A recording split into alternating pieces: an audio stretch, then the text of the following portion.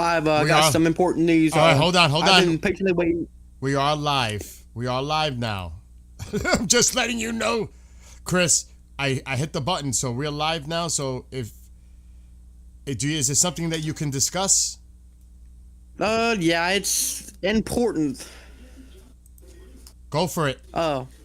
The Iranian Army, IRGC, and air defense forces are on high alert in anticipation of a surprise attack from the U.S. and Israel. That was 40 minutes ago. Interesting. So, before we even introduce, we have a bunch of our friends, colleagues, etc. in here on Discord. I'll introduce, well, actually, I don't know if I want to formally introduce because they may want to, keep their, who's on here, confidential. I'm just going to protect privacy here. But we're going to have a group discussion, and I encourage chat on YouTube to participate. Of course, those on Discord. So I want to just say, because we've been having a conversation off the air, and I think it's very informative and important that everyone gets to hear the opinions of the individuals that are on with all of us right now. So I want to say, what's going on, guys? We are live. Shalom, everyone. Hello, Bill. Hello, everybody. Yodelari. Hello.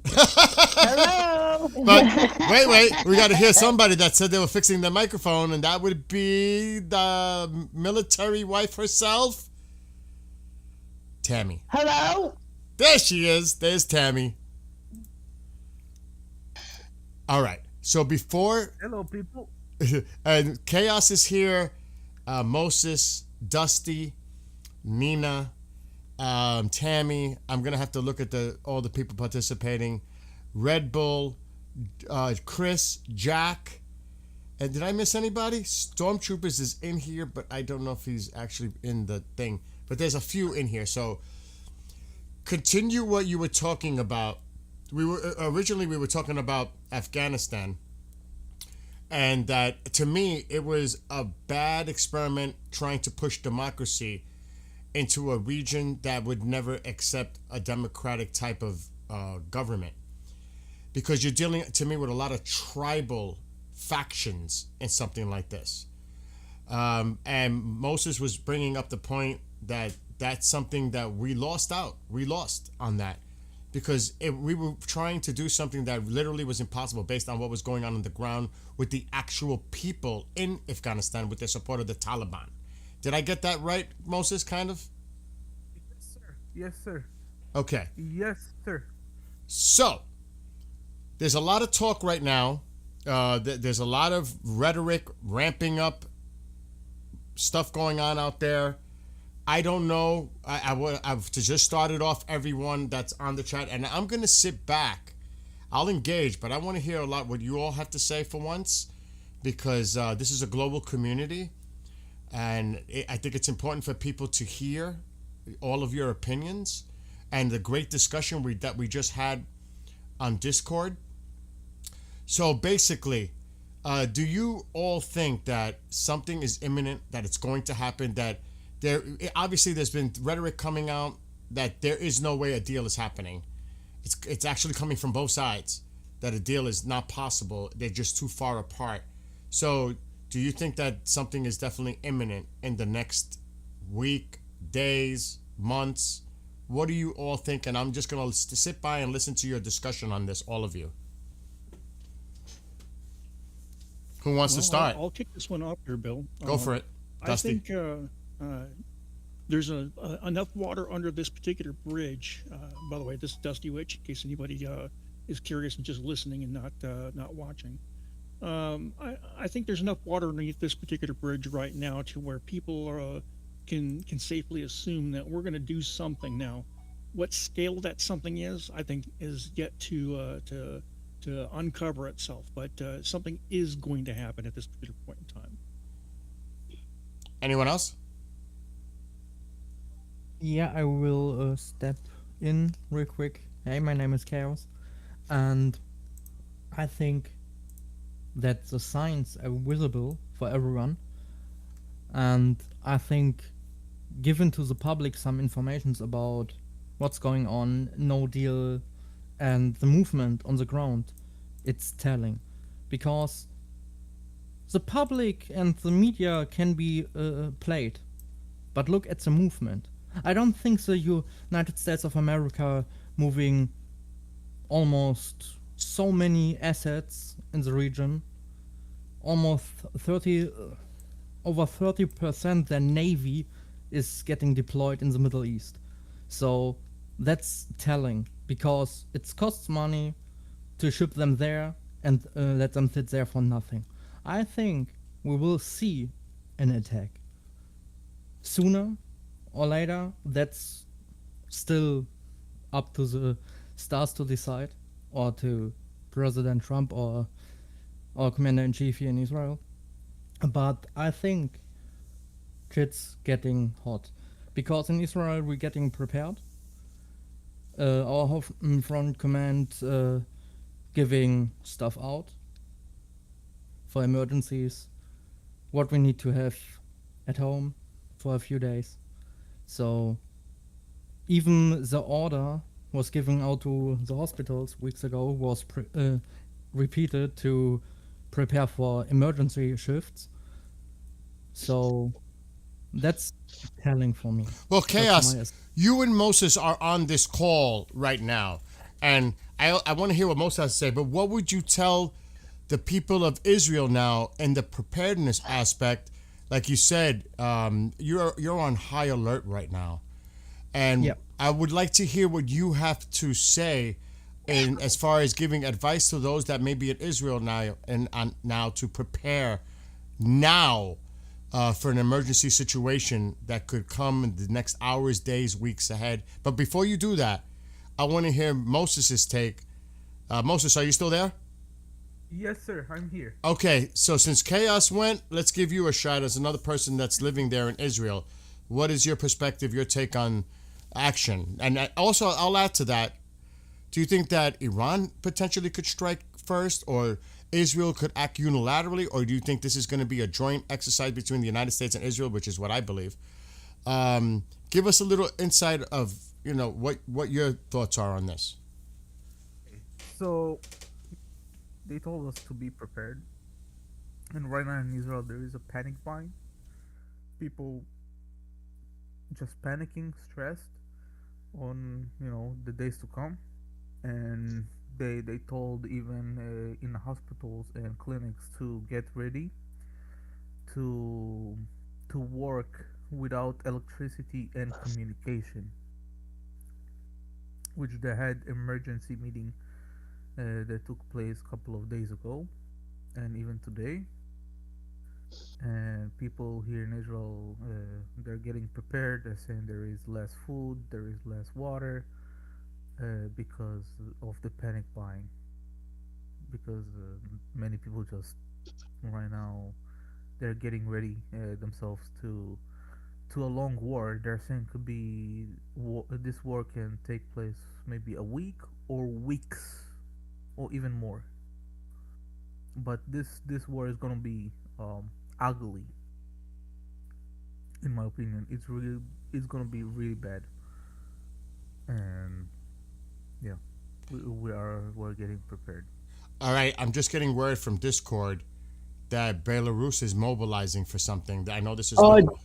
Go ahead, Bill, Chris. sorry to cut you off, but we just had an EAM item of the 15. That is a tactical EAM going out to anything. So Belarus is mobilizing? Yes, Is that confirmed? that's confirmed. They are mobilizing. Oh, that's just crazy in itself. Right now, what's going on? I wonder what's going on in the region. All right, so I'm gonna mute because I got a call. So keep going, guys. I'm just gonna step aside for a second.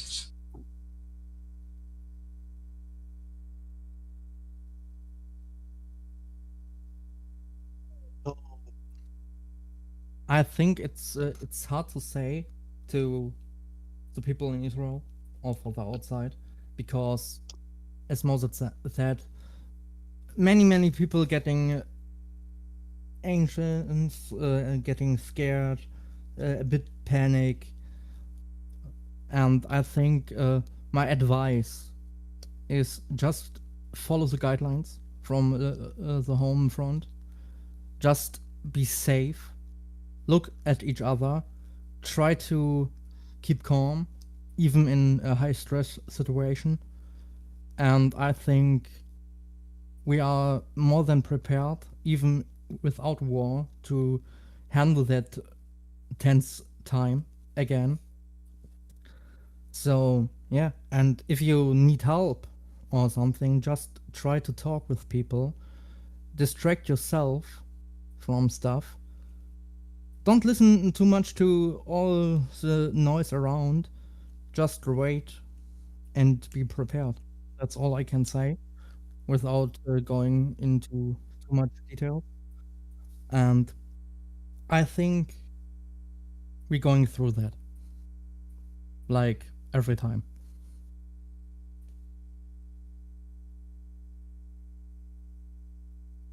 Hey, Kermit.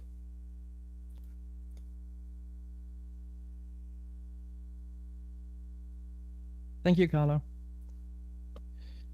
Moses? Yes, sir. I think that's all it's needed for everybody else. Yes. I think. Yes. I don't think more it's needed to that. Right. And before we continue with the talks, sorry to hear what you went through. I'm sorry that we are coming too late at this day.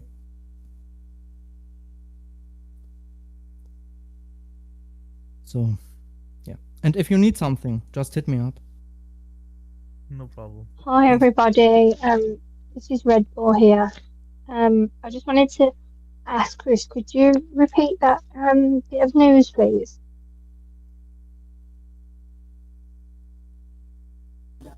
Oh, yes, Belarus is mobilizing troops, unknown of why.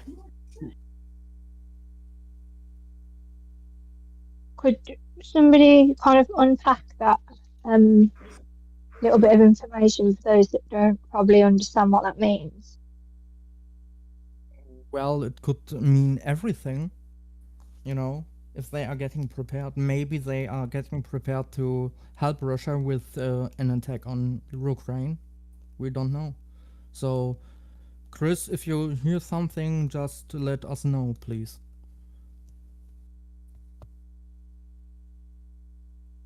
Hi Kermit, fellow UK buddy. I think somebody needs to monitor the chat too, because so many mods are in the voice call at the moment. Yeah, I'm going to mute myself now and I'll check it out. So, yeah. Hi Kermit, fellow UK buddy. And if you guys having, in the meantime, some questions about what's going on or stuff like that, or anything else you want to know about Israel, I think Moses and I can answer something. If he is still around. Besides that, for people out there that are currently watching our chat here on YouTube and the various channels, we have the comments coming through that show you the link to the Discord. If you're interested in joining us in the Discord, Red Bull just posted one link, and I'll be posting another one. I believe they're to the same Discord. I'm not too sure. But if you want to join in on this voice conversation, then there's nothing that you have to do other than log into Discord. The only thing that we ask is that if you log into Discord, please use your actual YouTube screen name. So that way people who are looking on screen and in Discord know the person they're talking to. That way we don't confuse you with somebody else, okay?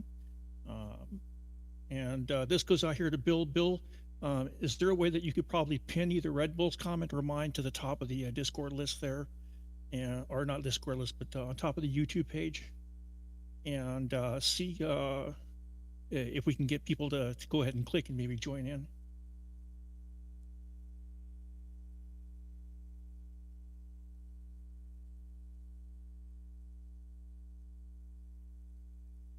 Now, Belarus notwithstanding, you know, we still have our talk here with Iran and what's going on there. Now, I'm gonna make a statement here.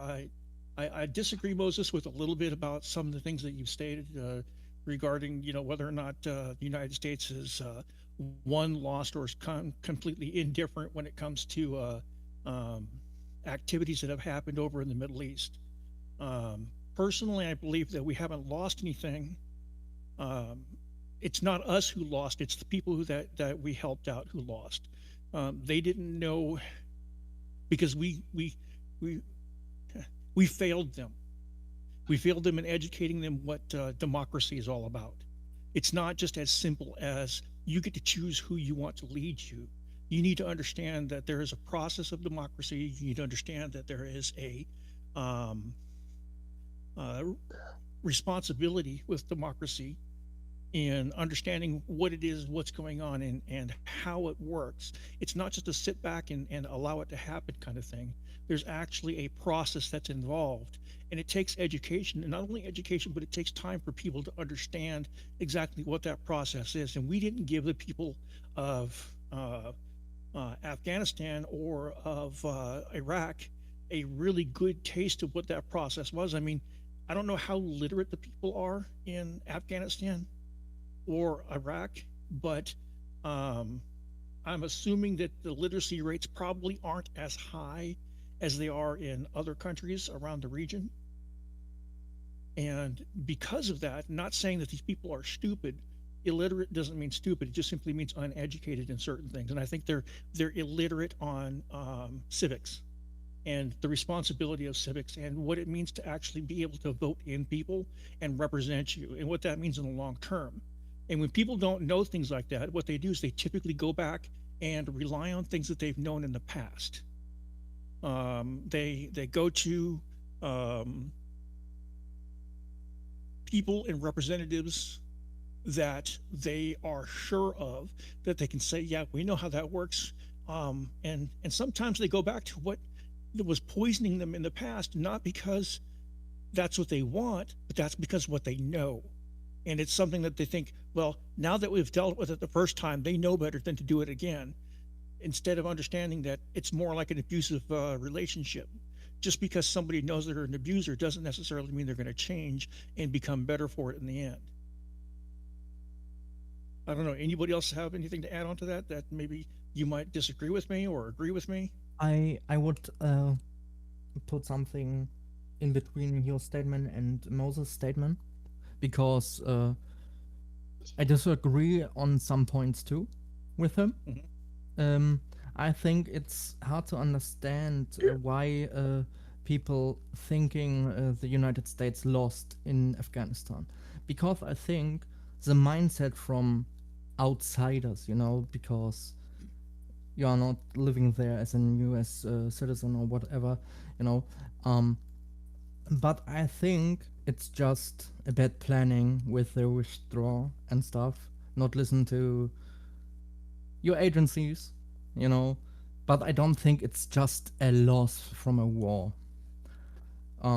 Because I don't think it's that, because the Taliban taking over the country very fast, because many people are siding with them.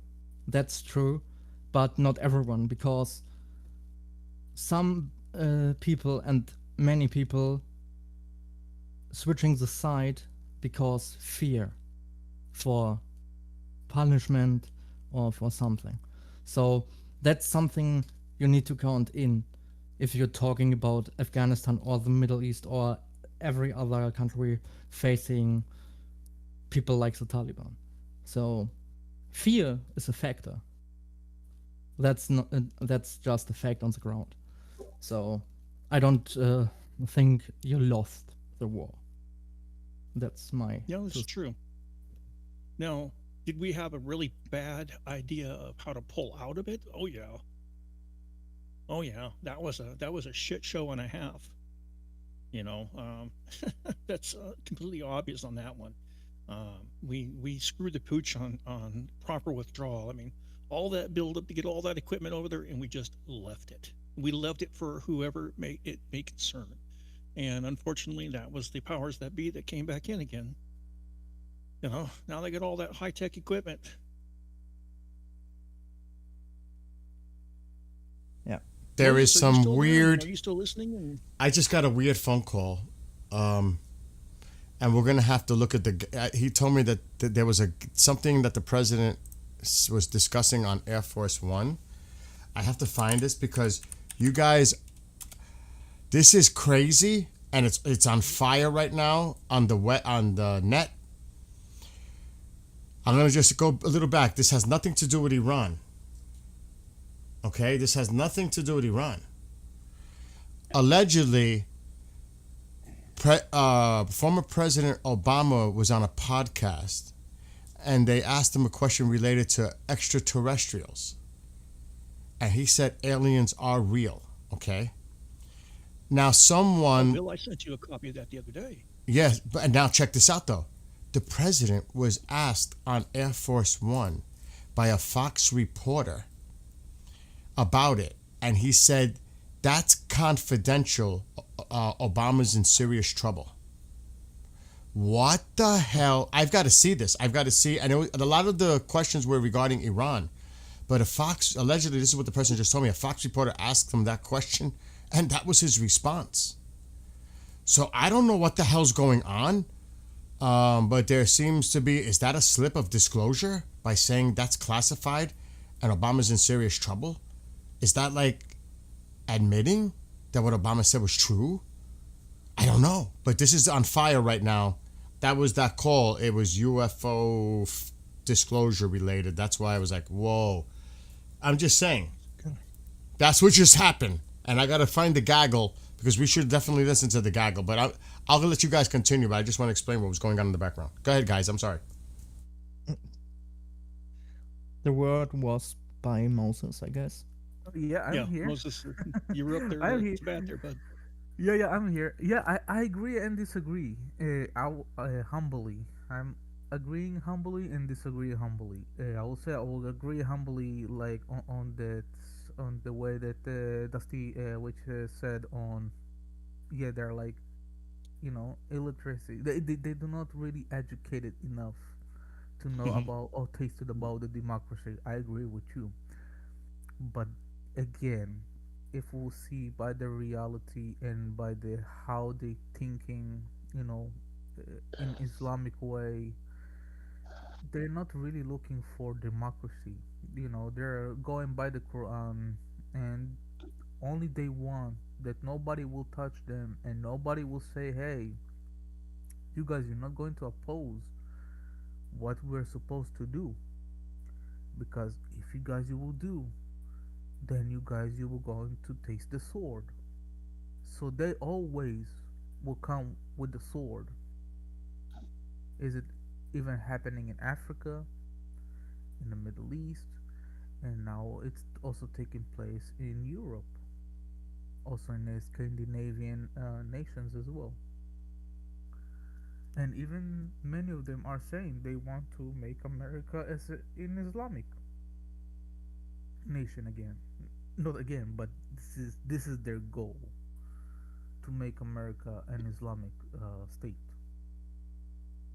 But we know many in America will fight for freedom, if it means by actual war against Islamic, and I know it can take place. But many nations right now they fall into, I don't know if it is transformation into Islam, or because we have to be really careful on you know or even me, I have to be really careful the way I see it, because I can be wrong. I hope I'm wrong, but through the history, the what I saw through the 9/11 when it took place, and then they went against Iraq, and then they went against the Afghanistan. We see over there they're saying, well, yeah, you killed us, we killed you. You buried us, we buried you. And many of the soldiers died. And now You guys are saying you don't want war. You know, and this is true. Many of American people, they went to the election and they won the election because they do not want war. They want to stop the war. They want to have, not to be involved in other nations when other nations fighting each other. Everybody knows that. Well, Moses, And now, one of the if we things look, that I think a lot of people misunderstand when it comes to the United States is, we do this because we're chartered to do this. We don't want to end up being the world police, but we are the world police. Somebody exactly, has to do I it. know Somebody that. has to, and our country hates the fact that we are the world police, but I somebody know. has to do it. Somebody has to be ultimately be responsible, and we've chosen to be the big bad when it comes time to do it. You know, And I understand. I understand. I know. But other nations, they're like, hmm, okay. They see it as a fear of maybe Americans. They do not want war anymore because they're losing it. Because I see it from different perspectives, and I see what you're saying. I see it. I see it very clearly. hmm Because this is how democracy works. Everybody, okay, the Senate, and everybody, okay, voting if it is necessary, if not. But if something happen, I know they will go on war again. But this is not, they do not want. But about Afghanistan, I would say again, humbly, this is where United States lost the war. And it will be the first time in history. I know it's hard for other people to accept, like how this mighty nation lost the war against the Taliban. Also, the Soviets, not only American but also the Soviets, they lost the war against the Taliban. So I it's think not you're only misinterpreting America. the It's not activities that only have taken America. place, Moses, over win or Oh, lose yeah. compared to current status. The United States didn't lose to the Taliban. The Taliban was virtually eradicated from N- power and No, position. that's The not only that's reason not why they are true. even in a position currently is because when we pulled out, we did so without giving the people a solid education on the dynamics of um, uh, free voting. Okay, we didn't give them the skills and the tools that they needed for democracy, and we left a vacuum. We didn't lose the battle. We gave them a void in which they refilled after the fact. It's like going and treating a cancer. You go in and you treat cancer with chemotherapy, and it goes away for a while, but then you stop with the chemotherapy and it comes back. You didn't lose to cancer. Cancer decided to reassert itself. And that's the same thing I believe is happening over in the Middle East right now when it comes to Afghanistan. Now, you and I are differing on our opinions of that one because, I, we both agree that the Taliban is back and that they're back in power. But at the same token, I think you and I are disagreeing on what that means in the end game. right. And I'm not disagree with you again on the fact that yeah they didn't got any education and they filled the void. No, that's not the issue. But the issue is, yeah, it was at what 20 years of war against them, and even again, I'm not talking about only in America, but also the Soviets. The Soviets came and declared war against the Taliban. The Taliban said, "Okay, let's go, let's fight." And guess what? They were doing guerrilla warfare against them, and that's how literally also the Soviet mighty nation fall as well too to the Taliban, because it Well, was the let's first time even in a war in a battlefield. Yes, it's everything is documented. Even the Soviet Union lost the Moses, war let's and they let's take a knew look at that real exactly what's quick, going on. historically speaking. Okay, when it comes to Yes, the sir. United States and the Taliban before the U.S. went in, and it was Russia against the Taliban. we were actually supporting the Taliban at that The time. Taliban- Right, I know, against the Okay. Soviets. I know So when the Russians were having trouble with the Taliban, we were using them as a proxy The to proxy. fight a war. We were supporting them during that time. Now, if we hadn't, then there's a very good and strong chance that they would have been eradicated a long, long time ago. But we were bolstering them by giving them weapons and training and money.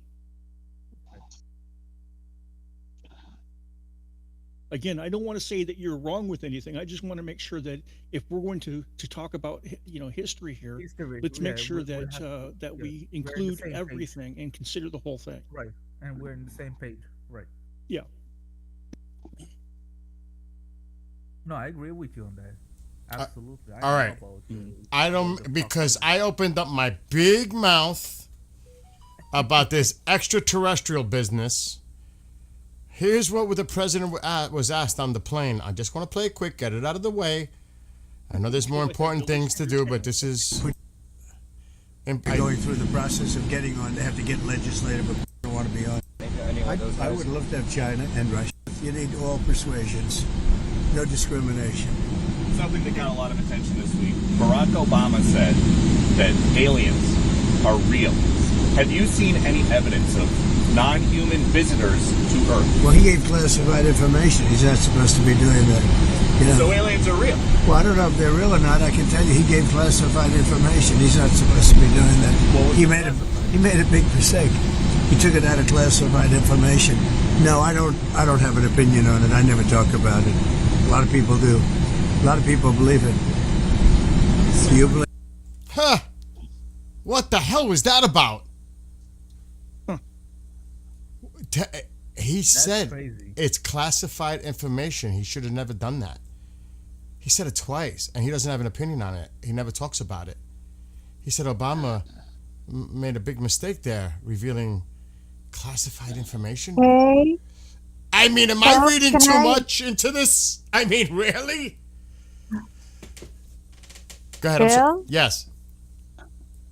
Nina, I'm so sorry I'm interrupting you. No. But in the chat, in the Discord, Kermit just posted a very important thing about the Ford.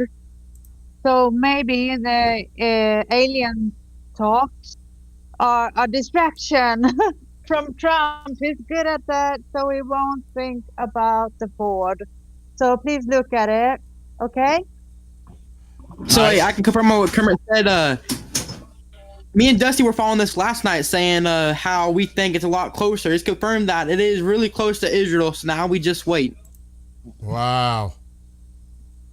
I didn't mean to take the conversation of what we were supposed to be talking about, but I found for what I do for a living, because it's back part of my background, and it's making the waves right now. His comments about a lot of people are freaking out right now in the UAP field. I'm just saying.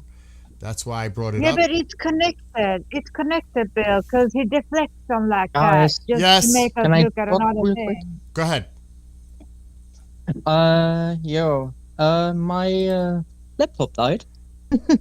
No power, and that's why I'm at my private phone right now.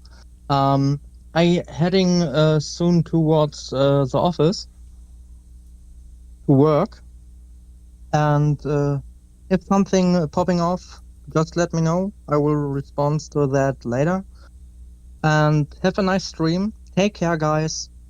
And Oh, I be love safe you, out there. Chaos. I love you, Chaos. No problem. Yeah. Anytime. Chaos, get some rest too and spend some time. You know what I mean?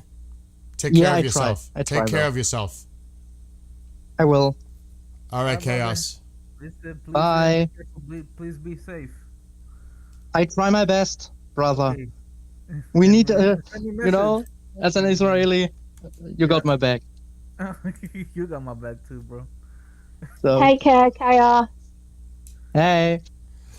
So you So- were gonna say something about the Ford's position? Chris? Yeah, both me and Dusty have been following it. The last night they were saying that it was just now entering the Med, but there's rumors now saying that it's getting pretty close to Israel. Okay. Oh, but the Ford is not supposed to be close to, like, I know it was close to Spain, and it was like and then Moses, but you can't. The source. There's. All right, I'm gonna be honest. You can't really. At this time, sources are all over. They're gonna say where the actual fort is, where it is, or where it isn't. But I believe that it's close to Israel. I honestly do. Yeah. Well, we were when we were talking about that last night. We were also stating that the cruising speed for the Ford is about 60 kilometers an hour, and according to the distance between the Gibraltar and Israel, it was what was it? Roughly 2 days, I believe. 2 days. Yeah, 2 days travel. So by today, it's probably somewhere about halfway, maybe 2/3 of the way to Israel.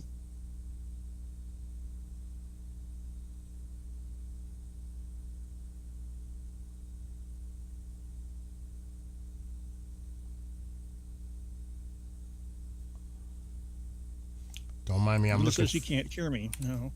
I'm looking for news while you guys are having that discussion about it. How about now, Linda? Can you hear me now? I can hear you. Yeah, we can hear you, Dusty. Okay. Yeah. I'm just looking at chat right now, and Linda was saying that she couldn't hear me, so I didn't know if maybe it was something that some of my hardware was failing or what was going on. Okay.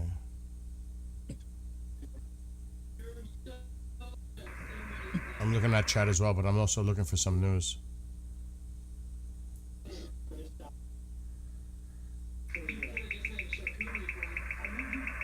Yeah, Smokey. Now, one of the other things that we were talking about last night too, besides Chris and I, but Bill and I were also talking about this. You know, I really don't. My personal opinion is that the Ford is not going to be going down the Gulf to join the Lincoln. That would be a tactical mistake. You don't put both aircraft carriers in the same area.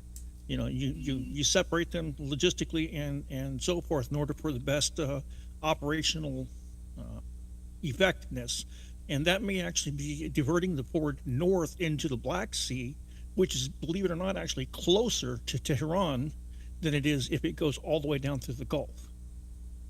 Yeah, but would So, you want them that you know, close to Iran and be that vulnerable in the proximity from the north? You know what I mean?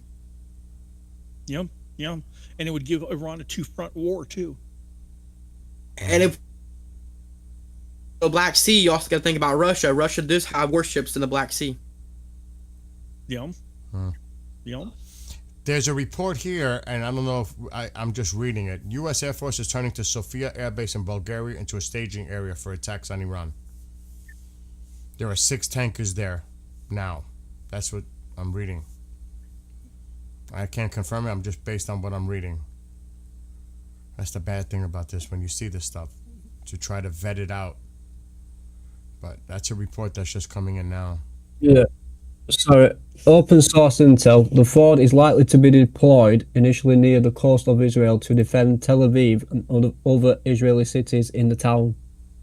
That comes from New York Times. That makes sense to me. Okay. That does it make makes sense to me as well, because I want you to take a look at where Bulgaria is compared to what I was just talking about when it came to where the Ford might end up parking.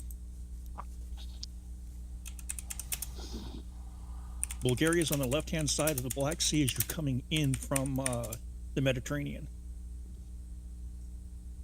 Yeah. Just right across the strait from Turkey.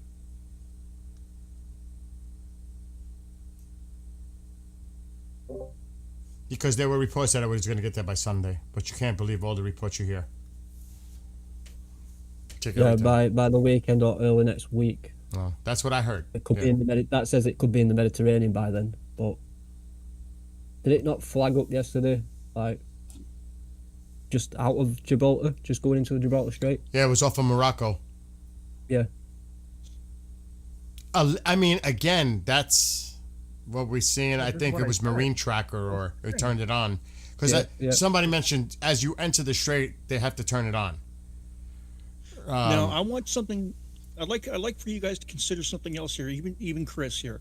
Now, think about it. If we move the Ford into the Black Sea, okay, to conduct exercises in Iran.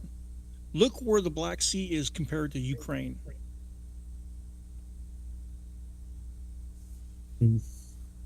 Right along the bottom of it.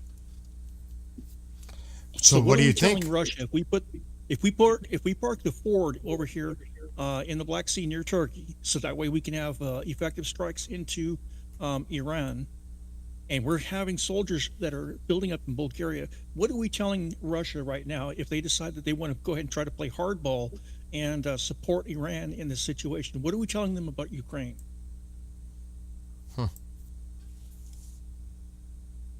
That's a really good We're point. saying That's a really we're good saying point. that we have an effective force that can go ahead and come in and support the Ukrainians and push the Russian Federation back into Moscow anytime that we want to, and then on top of that, we can still deal our strikes to Iran. In that case, why You're wouldn't they talking move a third carrier into the Med then? Who says they're not? Exactly. Exactly. It's a lot to ponder. It's a lot to think about. Because I believe Chris mentioned earlier that they're mobilizing in Belarus. What the hell is that about? Now I believe they're probably mobilizing because that big old exercise that's going on in Finland, I believe. That makes total sense Yeah, to me. they gave out summons as well in Belarus, if I'm right. That makes sense. Started taking people out of work for deployments. Wow. So For the military training. reserves, and so to speak. Yeah. Wow. That's interesting. There's so much going on. Maybe Russia's getting ready to invade the Baltics. Right now, with their hands so full in Ukraine, I don't think they're going to invade anything other than their own backyard. And I'm trying not to be funny on that one, but I mean, very seriously, I don't think Russia's got the ability to project much power anywhere right now. Yeah, they can't start a second war for themselves. There's no. But this can all be part of the 4D chess because they know that we're going to go into Iran. Oh, you're right, Bill. It is exactly what it is. It is definitely part of the major chess game. There's a lot of shit that's going on that we don't have any clues about, and there's hold no bars behind it. We don't know. Does anybody know? Go ahead. I'm sorry. Go ahead, Nina. Sorry. I just have a question because me and Bill and one more person last night talked about the 100 jet fights, JAS Gripen, that Sweden was producing for the Ukraine. Okay. Do you remember did you listen to it? I don't know if I was monitoring during that time or if I was busy doing something else. Okay. But it's already signed, but it's not delivered. So how fast do you think they can produce 50 planes? Because this deal was signed in the end of 2024. Wow. Are they new planes? Is it for a contract for Yes. new planes, or is it just a contract Yes. for planes? Yes, JAS Gripen. So they got an order for 100, but maybe 150 in end of 2024. I would need to But do some then research on that after one. that, it had been quiet about it.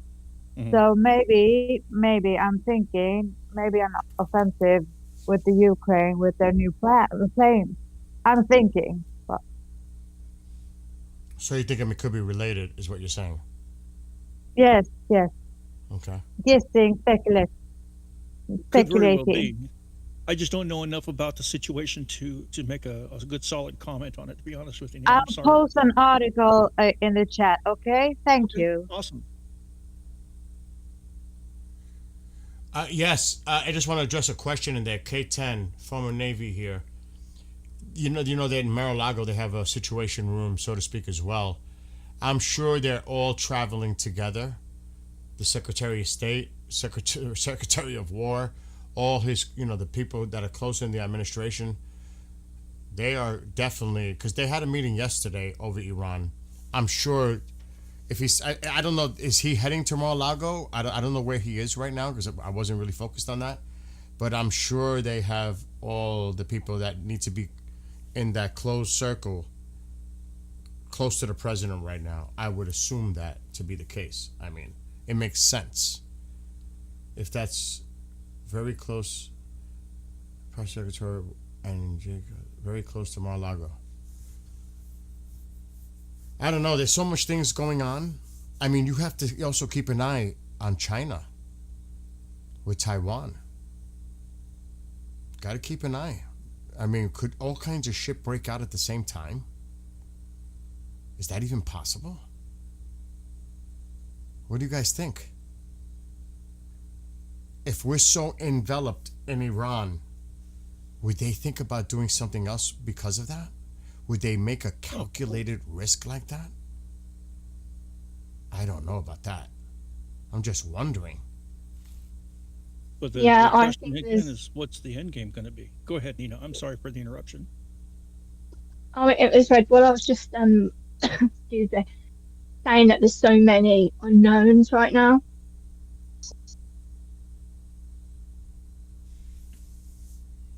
I don't know. You know, most of us are just armchair quarterbacks in this one here, but we're doing the best we can to translate the information that we have through our own experiences. You know. Well, also, you can't, like I said, everything you see posted on X or social media, you have to take with a large grain of salt or a pile, because they're going to throw out, both sides are going to throw out stuff. Iran is saying, like I'm looking at some of their media outlets, their propaganda arm, and they're saying, we're not going to agree to anything the United States from Geneva. United States we're too far apart. They don't see nothing coming from this. You see so much, and then on the other side, you see other people that are more optimistic that there could be something going on in the next couple of weeks. It's like, it's really hard. It's really hard to get a finger on the pulse of what the hell is going on, because otherwise, it's just a waiting game to see how this plays out. I honestly cannot sit here and say I could predict. I don't think any of us can. It's all speculation, assumptions. But based on the buildup and based on this new rhetoric that's coming out, it looks things are getting more tense. It's going up. It's not coming down. It seems like it's increasing on the rhetoric. So, and it's dangerous because any misstep, any miscalculation could spark this. I mean, this is dangerous to me. Yeah, you're right. I mean, you're right. We were talking about that yesterday when it came to that No Town. You know, if they were doing missile testing, actual missile testing, if something would have even actually happened and gone just a little bit astray, we could have taken that as a preemptive act against the United States and launched everything. But there was a 5.5 earthquake. Exactly. Is that that like, notwithstanding, but you know that fear was still there for everybody. I mean, we were all glued to our monitors for what, 4 or 5 hours. Yep. And nothing happened really as far as that corridor. Not that I know of. Nope. Exactly. But then there seemed to be a 5.5. Here's something to consider too. I wonder if that 5.5 was a gas leak. Oh my God. 10 kilometers below ground. Yeah. But again, you don't get to use it above ground. For the public, it's an earthquake. Were there any aftershocks? Did we look up USGS to see if this was a natural earthquake? I posted that actually in the chat. I posted a picture of what the waveform looked like from the USGS, I think it was, and what a nuclear waveform looks like on top of that.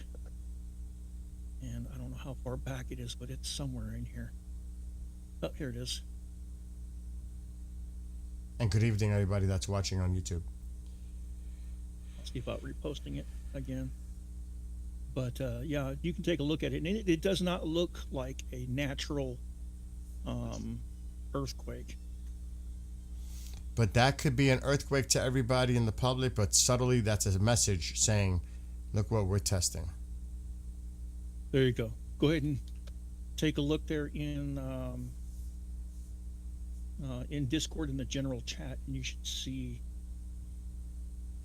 We're having a Just different posted kind it. of a thing right now. We're having a community chat with those on Discord and hearing from other people their opinions. You're all welcome to come and join if you'd like. We're doing a little something outside the box, and we're getting the global community that's on, the different people that participate in that chat room. Their names may be familiar to you if you're here often. Dusty, Witch, and Moses, and Chaos, and Nina, Tammy, etc. So just to hear what other people have to say, not just what I have to say, but what other people and their opinions are. And I believe in everyone having a voice.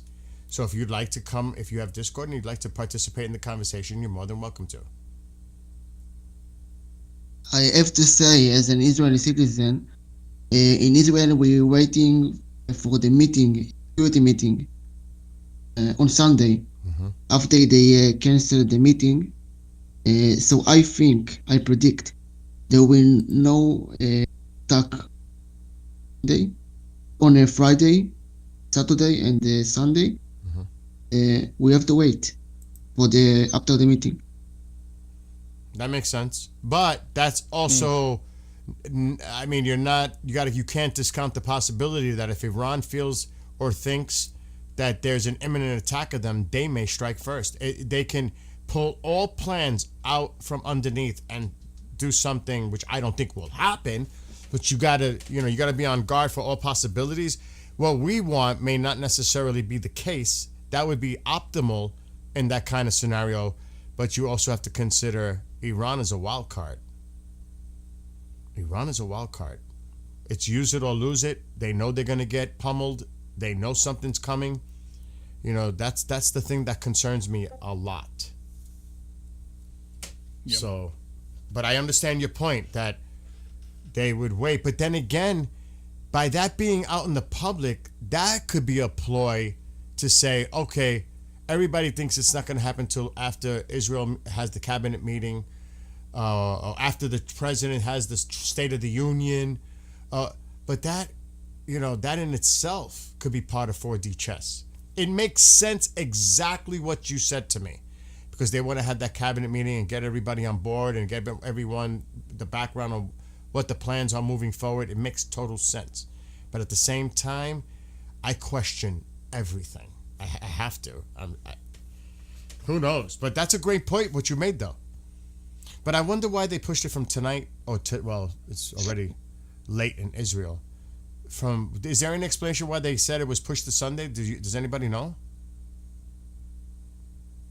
why they rescheduled for Sunday? I don't know, but they preparing discussion about a situation that Iran could attack for Israel and American will attack Iran.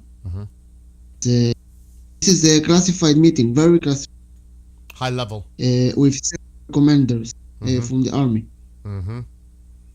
Well, that makes a lot of sense to have that kind of a meeting with all those top officials and generals and commanders, etc. That makes sense to me. They want to go. But I have to say there is many ministers that they are out of the meeting. Netanyahu didn't include them on the meeting. I don't know why, but maybe there is a reason.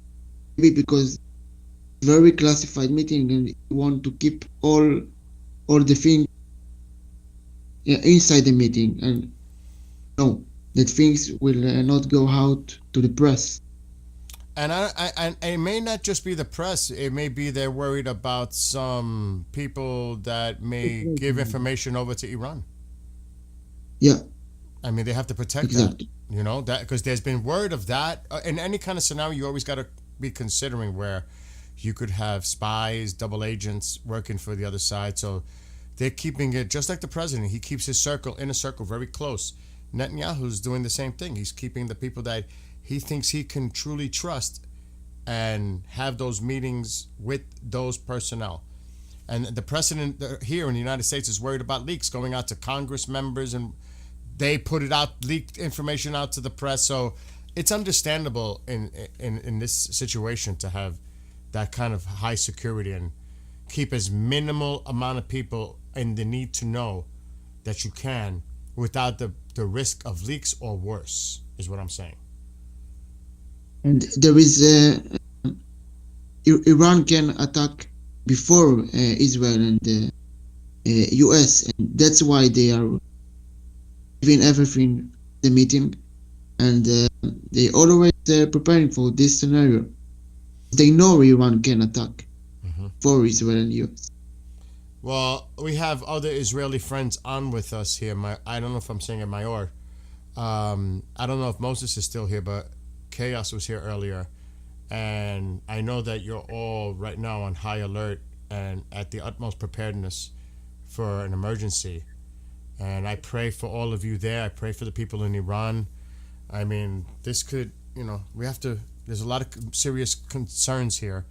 And we had the conversation earlier then. A lot of people may not take this seriously. You really have to be concerned about a dirty bomb, and it doesn't take much for a dirty bomb to be impactful and do devastation.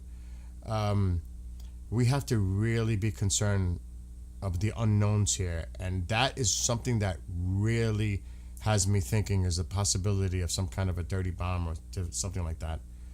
Anything can happen. Anything can happen. That's why I'm like, when we see even on the news, right, to take everything in with a grain of salt.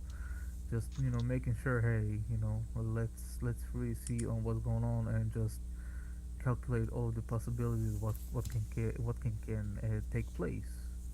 And that's why it's very important to be on guard always and be on alert always.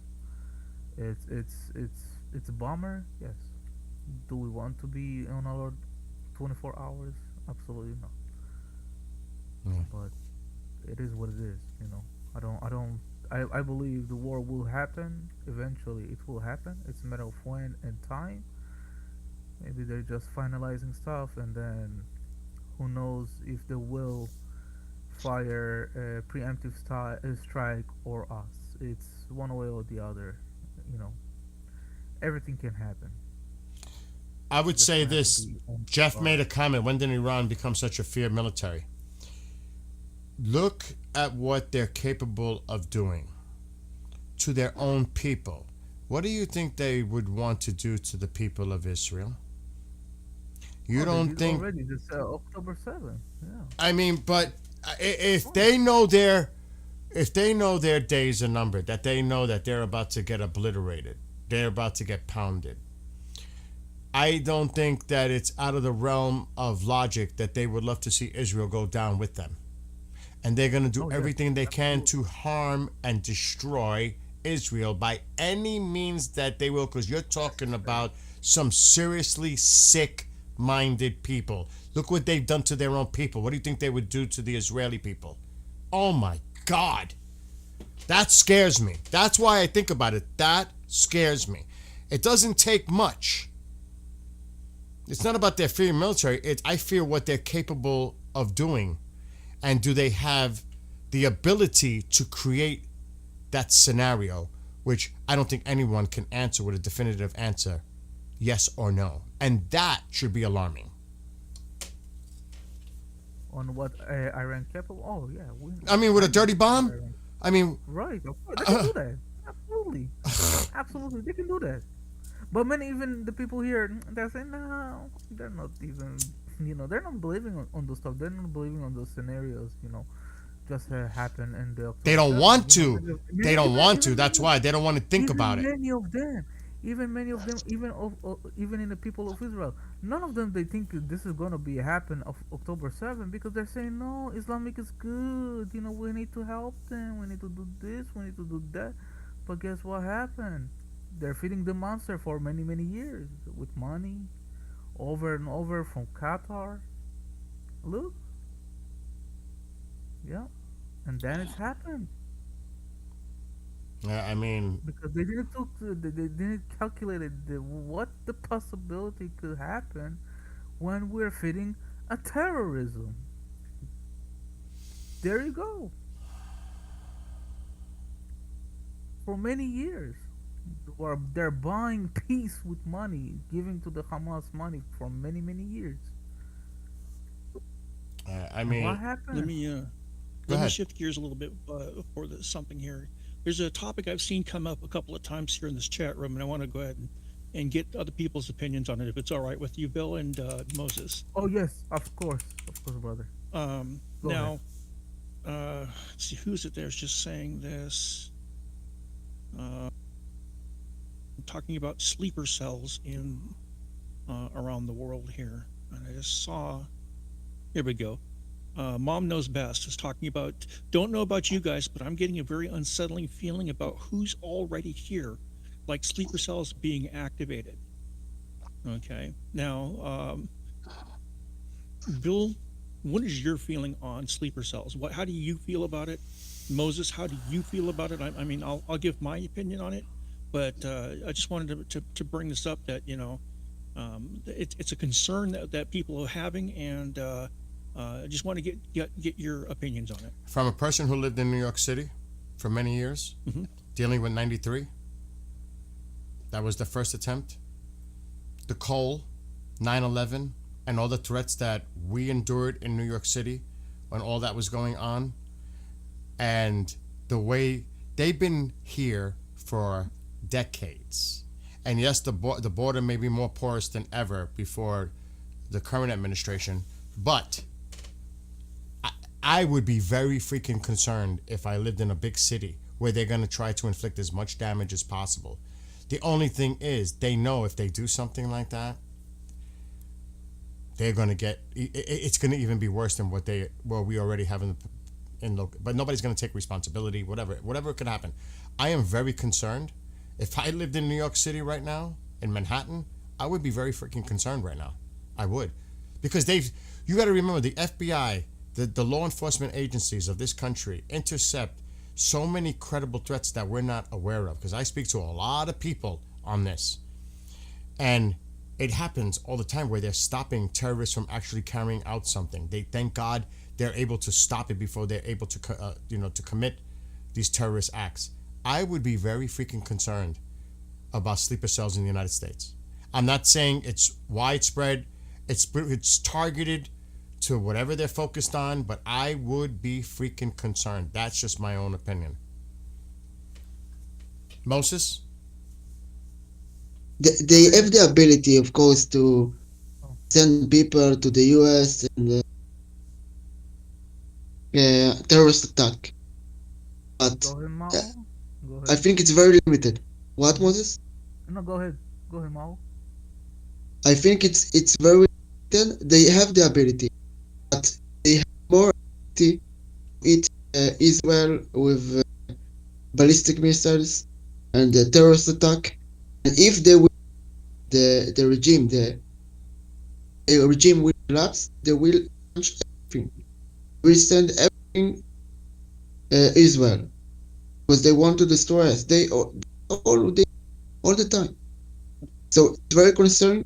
But Israel is preparing for scenario, and I don't know if you are in more safe than Israel, of course, but they have limited ability to hit New York. They have only the ability to hit the people of New York with terrorist attack and missiles, of course. I mean, they've actually stopped quite a few. I remember not too long ago in Times Square, there was an incident. I mean, but like I said, they're going to try to harm as many people in a dense populated area, but that doesn't mean they don't go after water supply. And I'm not trying to be paranoid, but I mean, I'm concerned. I'll just say simply like that. I am concerned, and people might try to say, there's nothing really to worry about. I mean, come on now. No, this is not an overnight situation. To address a question that's also coming up in the chat here, for those folks who hear the term sleeper cell and don't understand what it is, these are people that are either sympathetic to a foreign nationality or ideology and are put in place into various other countries in order to perform acts of sabotage and subversion when called upon. They're basically spies in waiting to do something when they get the order to do it. They don't do it right away. They try to blend into the society to make it look like they're average members. In the Cold War, you would have sleeper cells of Russian agents in the United States, and they would look like your average everyday neighbor. They would act Families. like the average everyday neighbor, and they were programmed to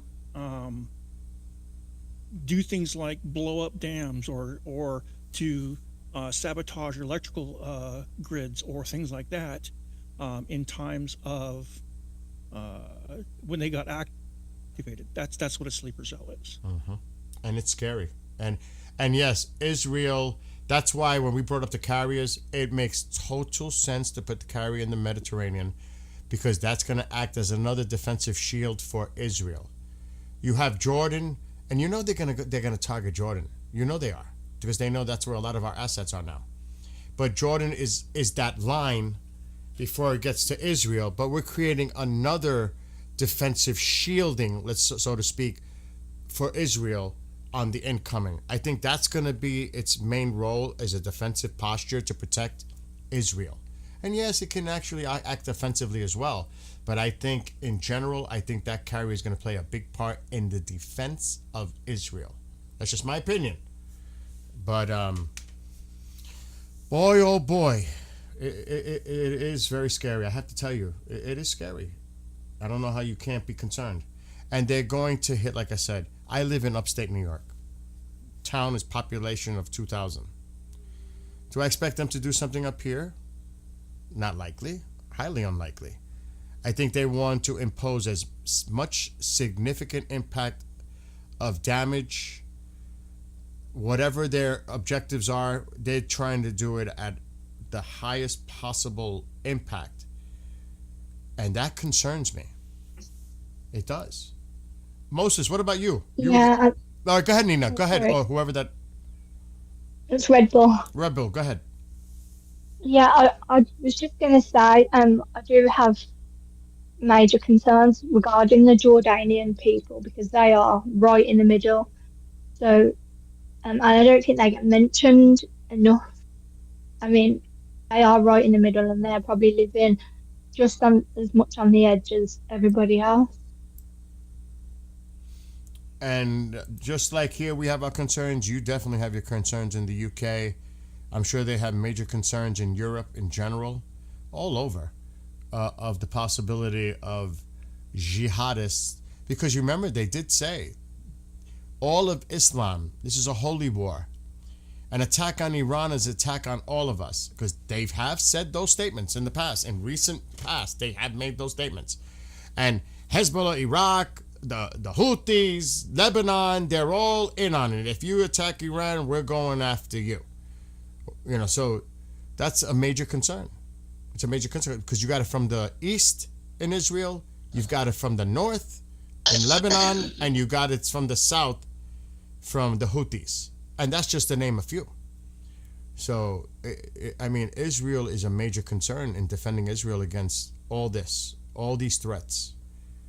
And, I mean, I just hope, I pray to God, I really do, that innocent people on every side, that we don't, it doesn't get out of control, because I'm really worried about that. In Iran, in Israel, the region, Jordan, you name it. And of course, the military men and women are our armed forces, of course. So there's a lot here. And we mentioned this a few times. Once this starts, there's no going back. Whatever happens is going to happen. And it's going to be a lot of things that are not going to be in control. And that's what worries me. That's what really worries me, is that the unknowns. You know, we just don't know how this is going to play out. So I don't Look, know. the situation in the United Kingdom is very concerning me, because there's a lot of Muslims immigrants there, and they will be attack the people of UK if UK will involve the attack in Iran. and there is a high probability that Iran will trying to attack United Kingdom bases around the Middle East, or of course the bases that connection to the United States. But the situation in the United Kingdom very concerned me. Moyar, that's It's a why big problem. that's why Starmer made that comment, because he knows what kind of a threat he faces inside that country from Islamic extremists. He knows it. He knows it. And I think that played a big part of it. And somebody said it earlier, appeasing fear of what could happen in the UK. I think that has a big part of to do with his thinking. I mean, I don't see any other rational way of thinking about it. He's seriously either fearful of what could happen in the UK with their involvement in this, the repercussions. And money. You know what I mean? So you got, I mean, Red Bull, you live He's on there. his way out. Go ahead. Nobody wants him here. He's putting literally all of his own people right now at risk. And in our kind of daily news, local news, everybody's trying to force him out, and he just won't leave. And there's no other reason that I can think of apart from money. But do you you're there in the UK, and that's why we always say people that are on the ground. It's one thing for people on the outside to make an opinion or comment on something. We don't know. I don't know. I can't speak with what's going on in the UK. But from your own personal perspective, do you think that, I mean, you've known what happened in the past, buses and all subways and everything that goes on in the UK. Are you really concerned about this thing that we're talking about right now with the sleeper cells in the UK? Yes, massively. And I think everybody is. There seems to be more and more immigrants coming in every single day, to the point where, you know, personally, like my son, like he won't go out at the moment. Buses, major knife crime, young girls being sexually abused. Mm-hmm. There's a lot, and it seems to be getting worse and worse every day. I'll ask you this, because I am not a person that likes to make judgment on everyone, to stereotype a certain people or ethnicity. Do you think it has to do a lot of the vetting, the background, looking at the individuals who they allow into the country? Because I think that's a major problem, is seeing who these people really are. What is their history? What are their connections? And I think that has a lot to do with it too, the vetting process. Or you're just allowing anyone to come in without looking at the backgrounds of any of these people. There has to be a process where you can do as much as you can to vet these people. And I don't know if it's perfect. I don't know if there's such a thing as a perfect situation. But you have to do your due diligence, that to whoever comes into whoever's country, you have to make sure that you're looking at extensive background checks, their history on social media, whatever it is. There has to be more extensive investigative research when you bring people in from the outside, because you truly don't know who these people are, just like we were talking about sleeper cells. And I think that's a big problem across the board, even definitely here. That's why they're trying to do things here in the United States. It's not because they're picking on a specific group or anything. It's just, it's needed, because you don't know who's coming into your country. You just don't know. And that's a major concern. At least it is to me. Yes, definitely. There don't seem to be enough vetting at all. And I just want to say, of course, that I'm not stereotyping anybody. There's good and bad in everyone, every race, every religion. And it's not just men either. There's been reports, and it's been on the news, that, you know, these women in the hotels have been, like, there's been protesters everywhere to kind of get them out, because the women illegally here, they get put up in hotels, and they was trying to pay the men, the workers, the English workers, pay the men to basically sleep with them to get pregnant. and that's a very true story that we've seen on our news. I mean, and a friend of mine in chat, and it is pretty much across the board. It's almost general. No, Bill, the problem is totally lack of education and morals of the boat people invading the UK. So that's what someone said in chat. You can't even evict war criminals in the European Union. So I don't know. To me, that's a separate issue that we're all going to have to deal with. We do, because if this happens, You know, Bill, go ahead.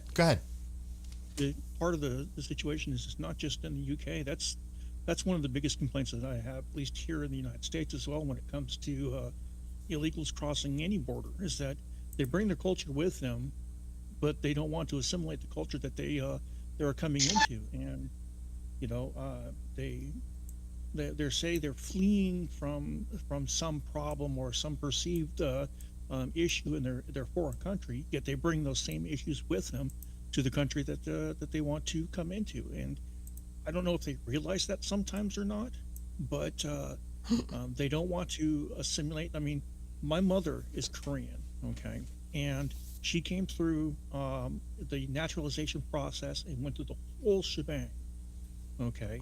And part of what she had to go through was making sure that she understood English. She had to know American history. She had to recite the Pledge of Allegiance, and you know, there's a bunch of things that were necessary in order for her to become an American citizen. And people who are coming illegally, they're not doing that same thing. They're not coming through learning the laws. They're not coming through learning the history and learning the language as a necessary portion of coming across. If they did that, then there wouldn't be so many problems. And Frankie, if you can, just mute your mic because you were bleeding through the audio when Dusty was talking. So everybody that's on, just mute your mics when you're not speaking because background noise is going to create issues. That is Dusty Witch in chat cluster speaking right now. In chat. On the voice call. So that's who was speaking, Dusty. So I don't know. Hello? Go ahead. Who's that? Nina. What's up, Nina? I'm good, thank you. For everyone that doesn't know, I live in Sweden but was born in Iran. So when we came to Sweden, we lived in a little town, about 4,000 Swedish people living in it. And we had family, but in the bigger cities, like 3 hours way to go there. So they couldn't control us girls, so me and my sister. So we were brought up like the Swedish people, and we were free to feel like that, be like that, and assimilate.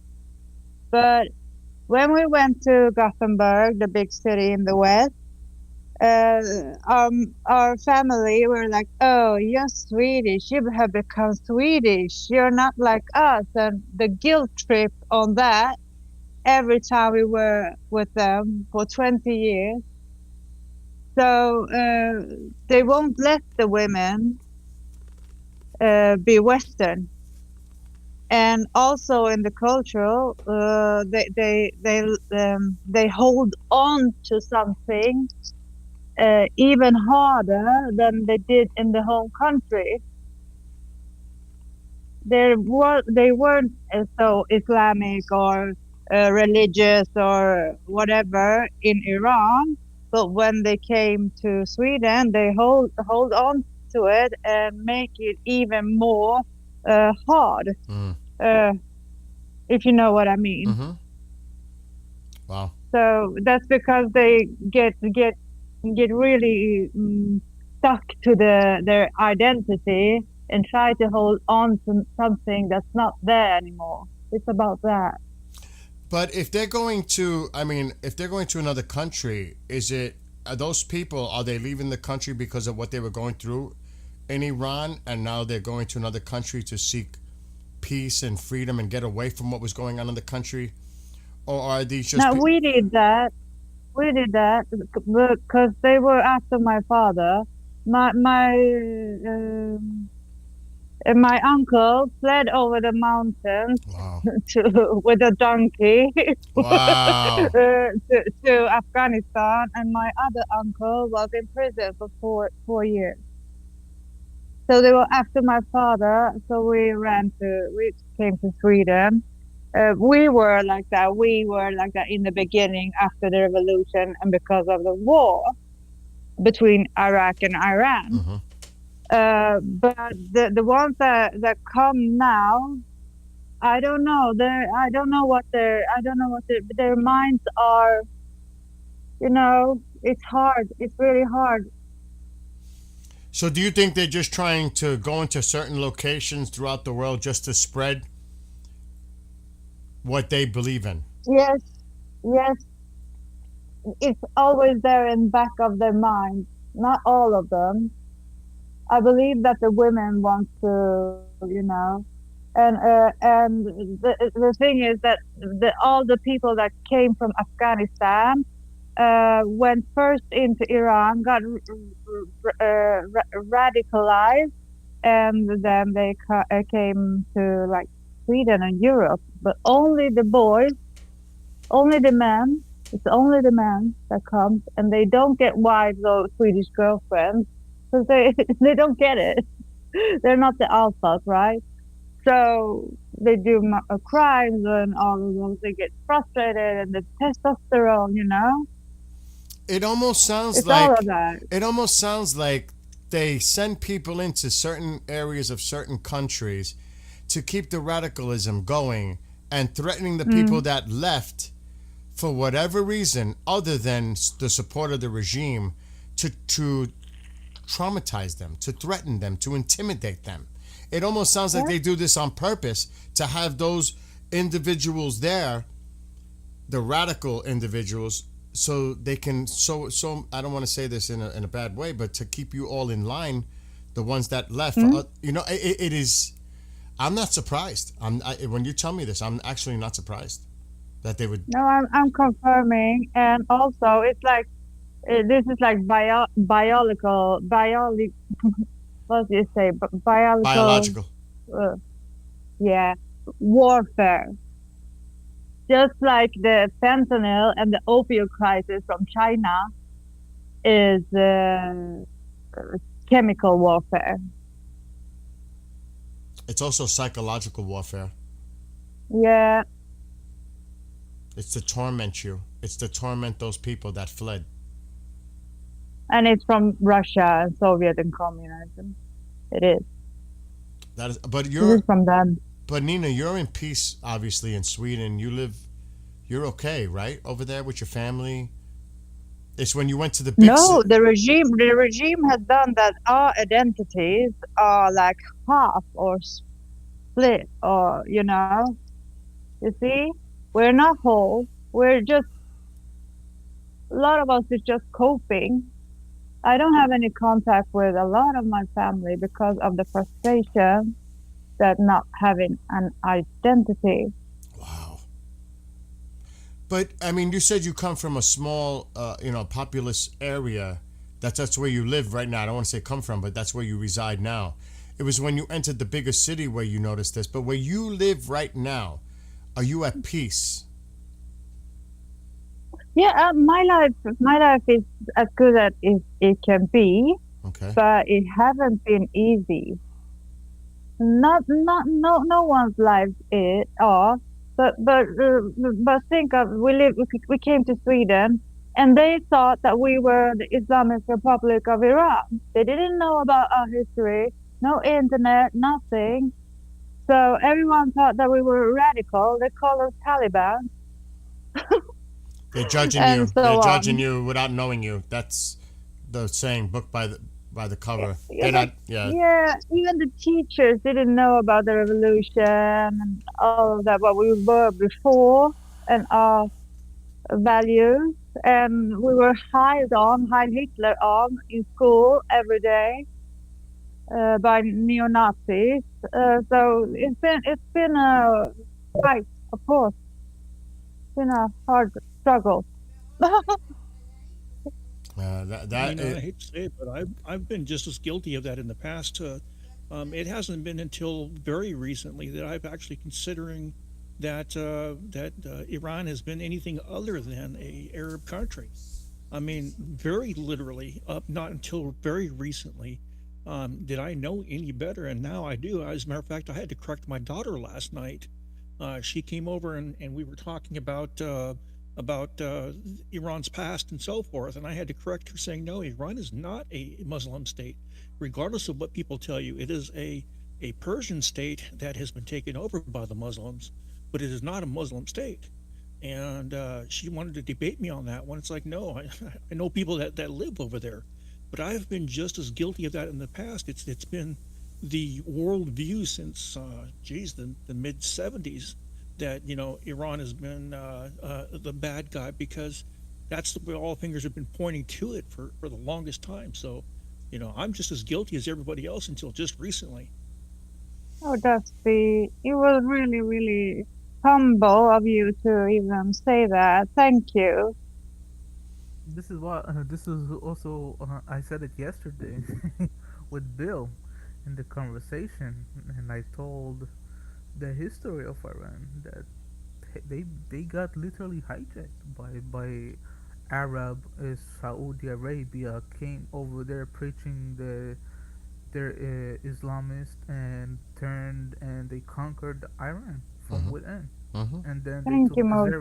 and then they took the Zoroastrians. They raped them. They killed them, like how they did to us in October 7th.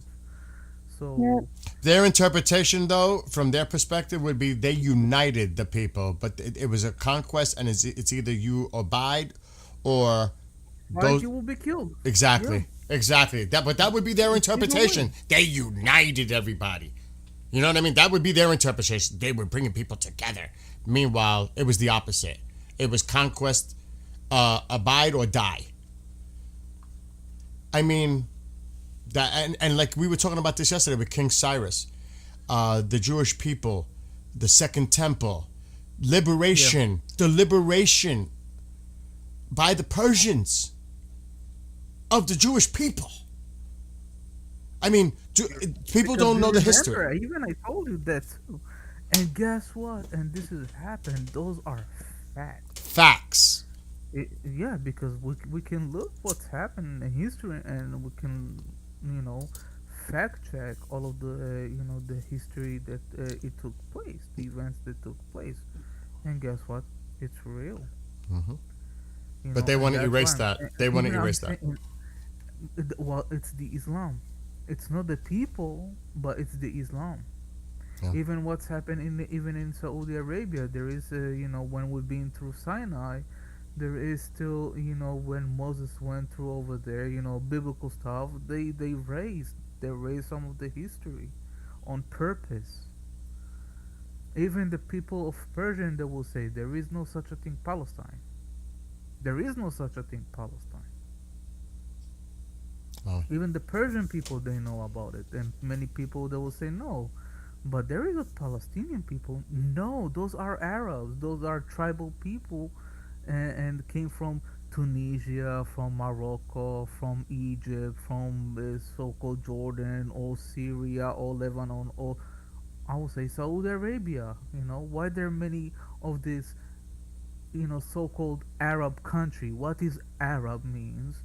The people of the desert, and Arab means also Saudi Arabia.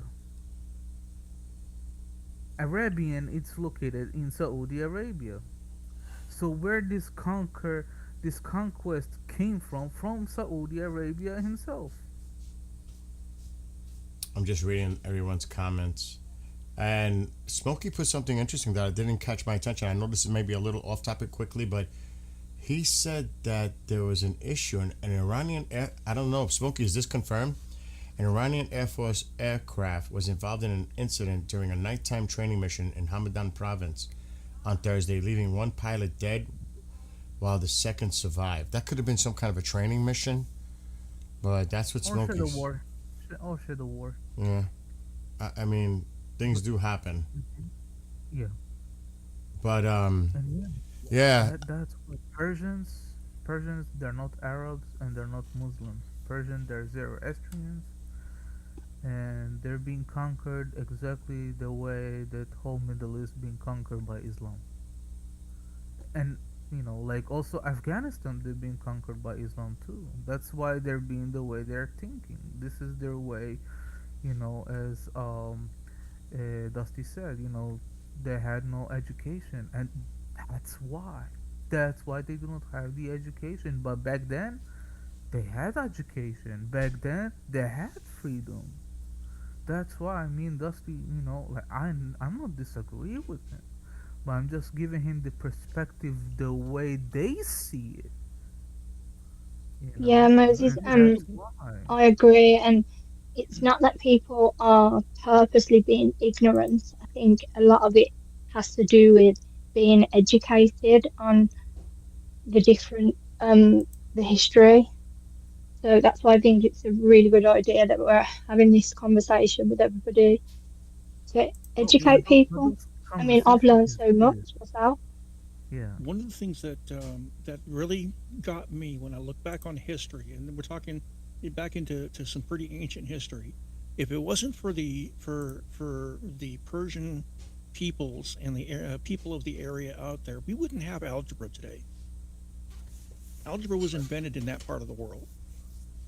Some of our astronomical observations and abilities that we have today, some of the things that we know about, were found in that part of the world.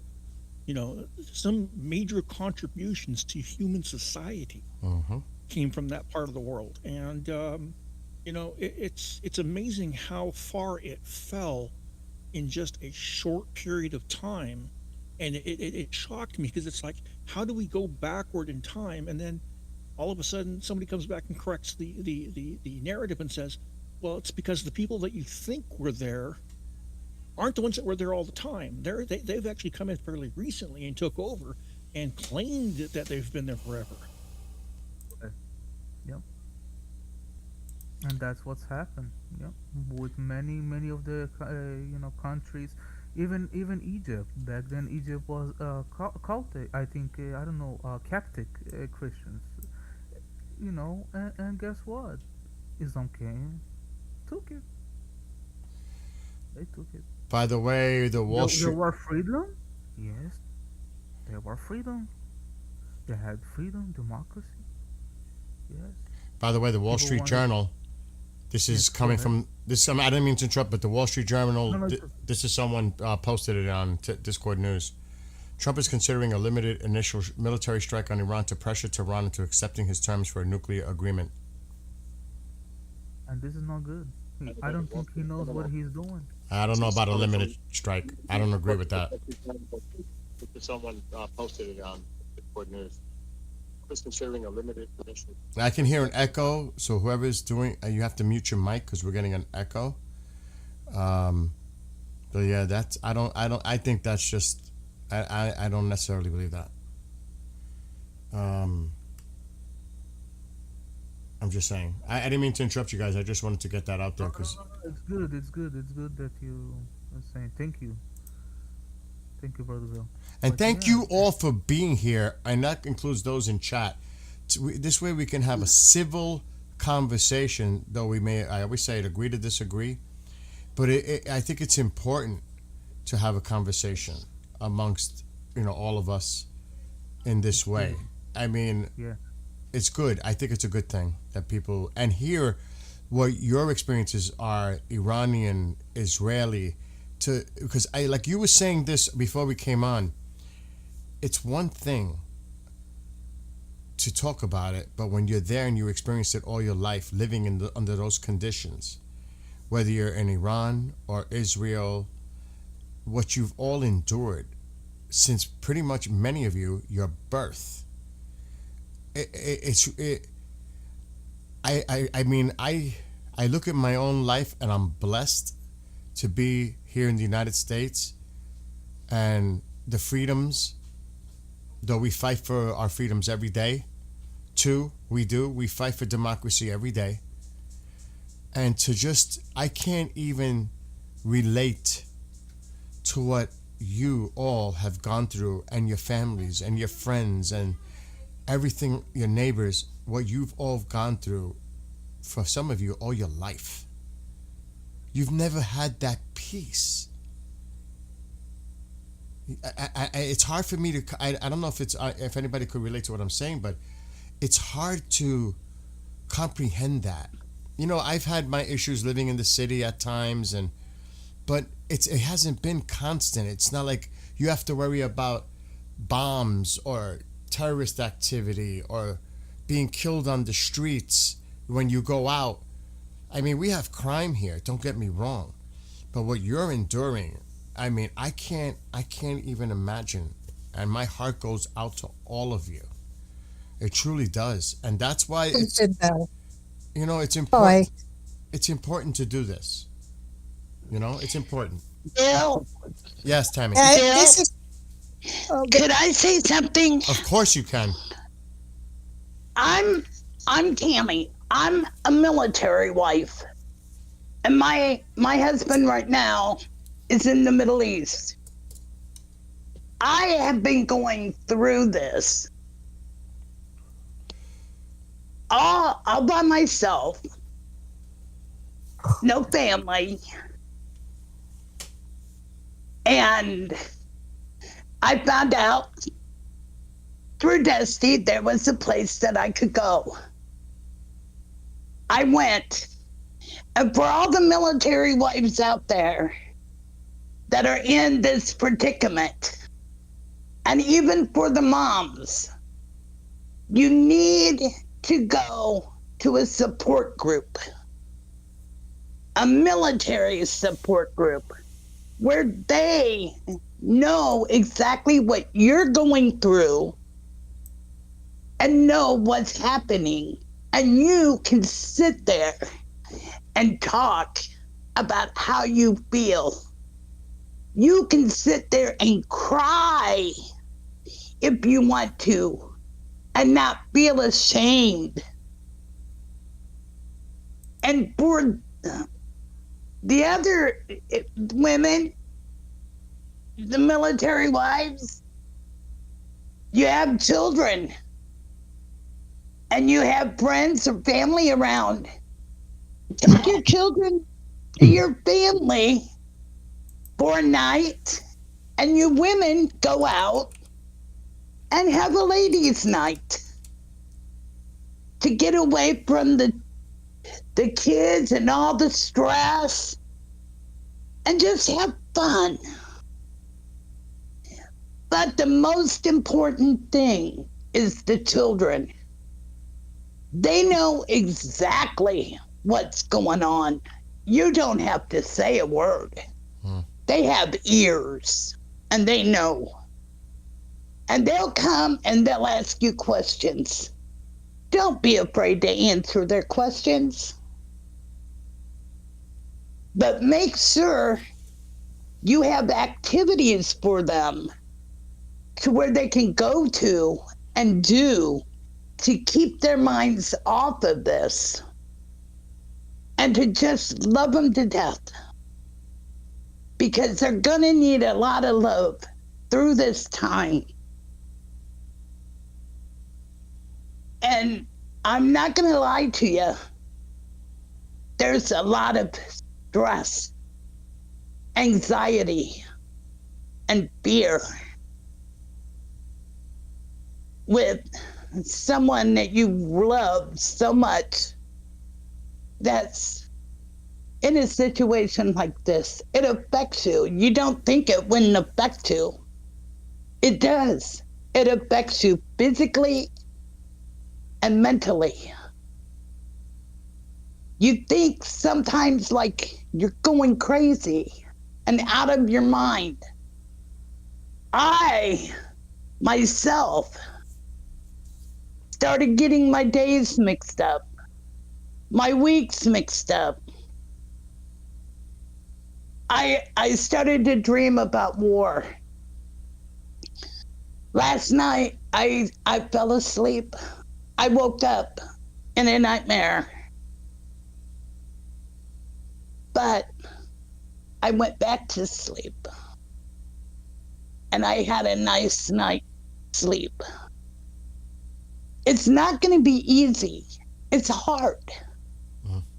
And the military wife has one of the hardest jobs on this earth.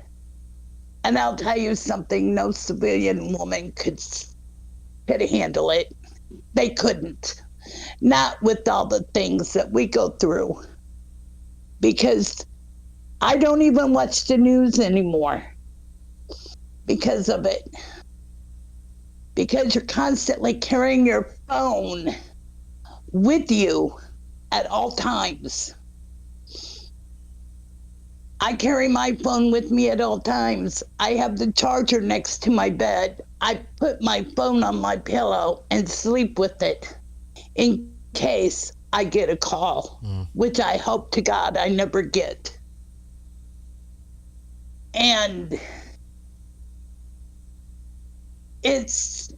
I mean, it's hard to explain what you go through. And then when it's time to go to bed, you can't look at your husband in the face and tell him, "Good night, honey. I love you." All you have is just a picture to look at and tell him. Or when he calls, you get to talk just for a few minutes. I cherish my phone calls from him. But I made him 2 promises before we ever got married. I would never disgrace the uniform he wears. And I would never disgrace the flag and the country that we both serve. And I've kept both those promises. God bless you, Tammy, and your husband. And I'm very proud and honored. Bill. It's Francis here, Frankie in the chat. My dad got killed in Aden in 1966. He was an army man. And get over it. You never understand why they die in a foreign land, fighting a foreign country. You know, it happens. I mean, Tommy, my heart goes out to you.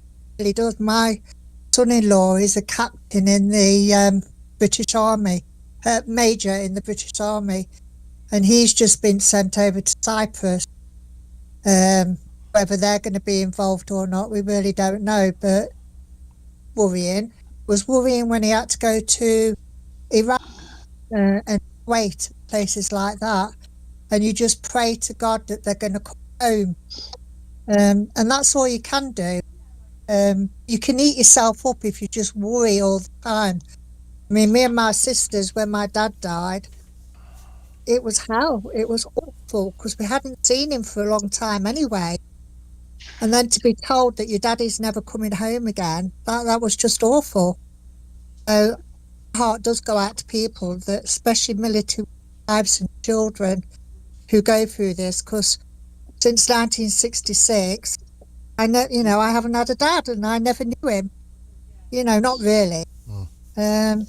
So yeah, it is an awful thing. War, awful. But getting back to what you were saying about with the UK, gets me is all these pro-Palestinian marches every week and all this lot, and they're asking for Sharia law. I think Sharia, you wouldn't have the right to protest. You wouldn't have the right for women to work and do what they do. Just ignorant, blind to what they're asking for. And it's always that saying, isn't it? Be careful what you wish for. I worry. I worry for my grandchildren. I worry for my great-grandchildren. This country that I live in, that I'm so proud to say I've lived in, that I'm not proud of anymore. It's awful. You can't even say anything in case of fear getting arrested. I mean, my family are always telling me, going to get yourself arrested if you're not careful. You have to speak up. You have to say, no, but it is what it is. UK is just literally going down the pan, and we need to get Starmer out. So sorry for putting. No. Do not apologize.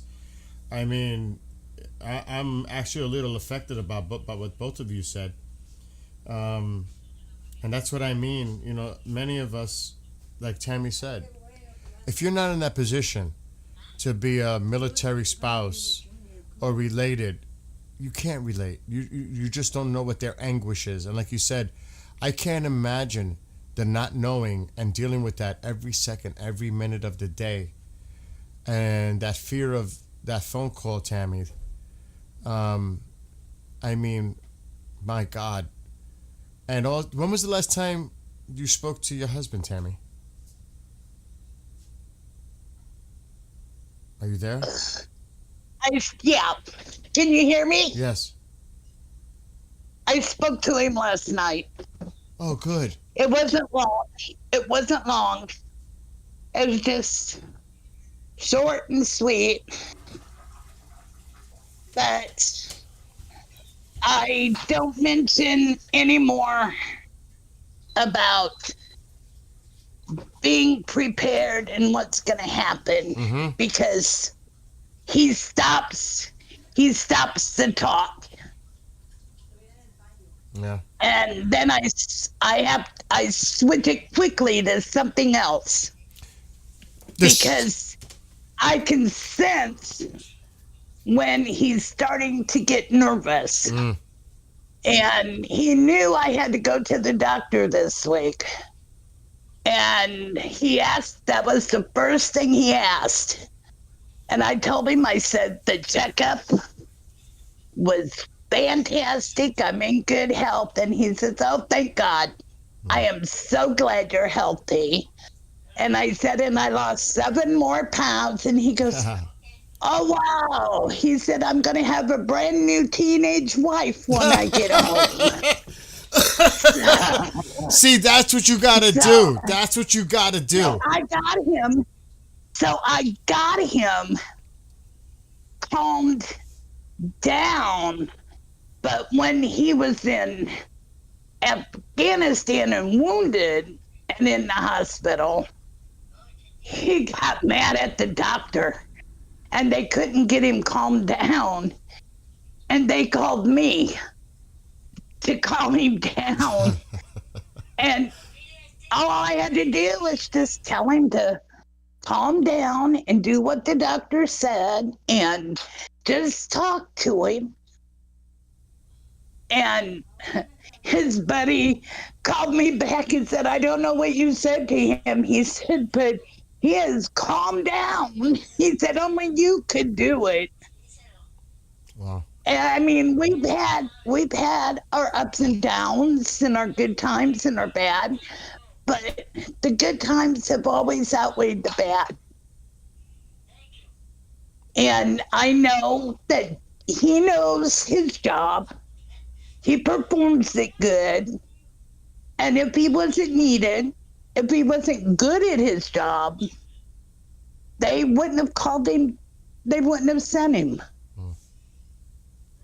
So I know that's part of military life. You have to go with the flow.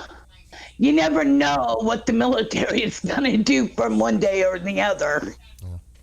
But I'll tell you something. Yesterday, when I was talking to you guys, I broke. I really did. I broke for the first time in 2 months. I sat on my bed and I literally started to cry. You have to let it out. You have to let it out. It's the best thing you could do. Let it all out. Really, you have to. And then what was funny, he never asked me anything about our cat. And he asked me last night how our cat was doing. And I said, well, he's he got a promotion and he got a job. And he said, "What's that?" I said, "His name is Sergeant Romeo, and he's the patrolman and the guard of the house." And he started laughing. And he said, "Why?" I said, "Because everywhere I go," I said, "he goes."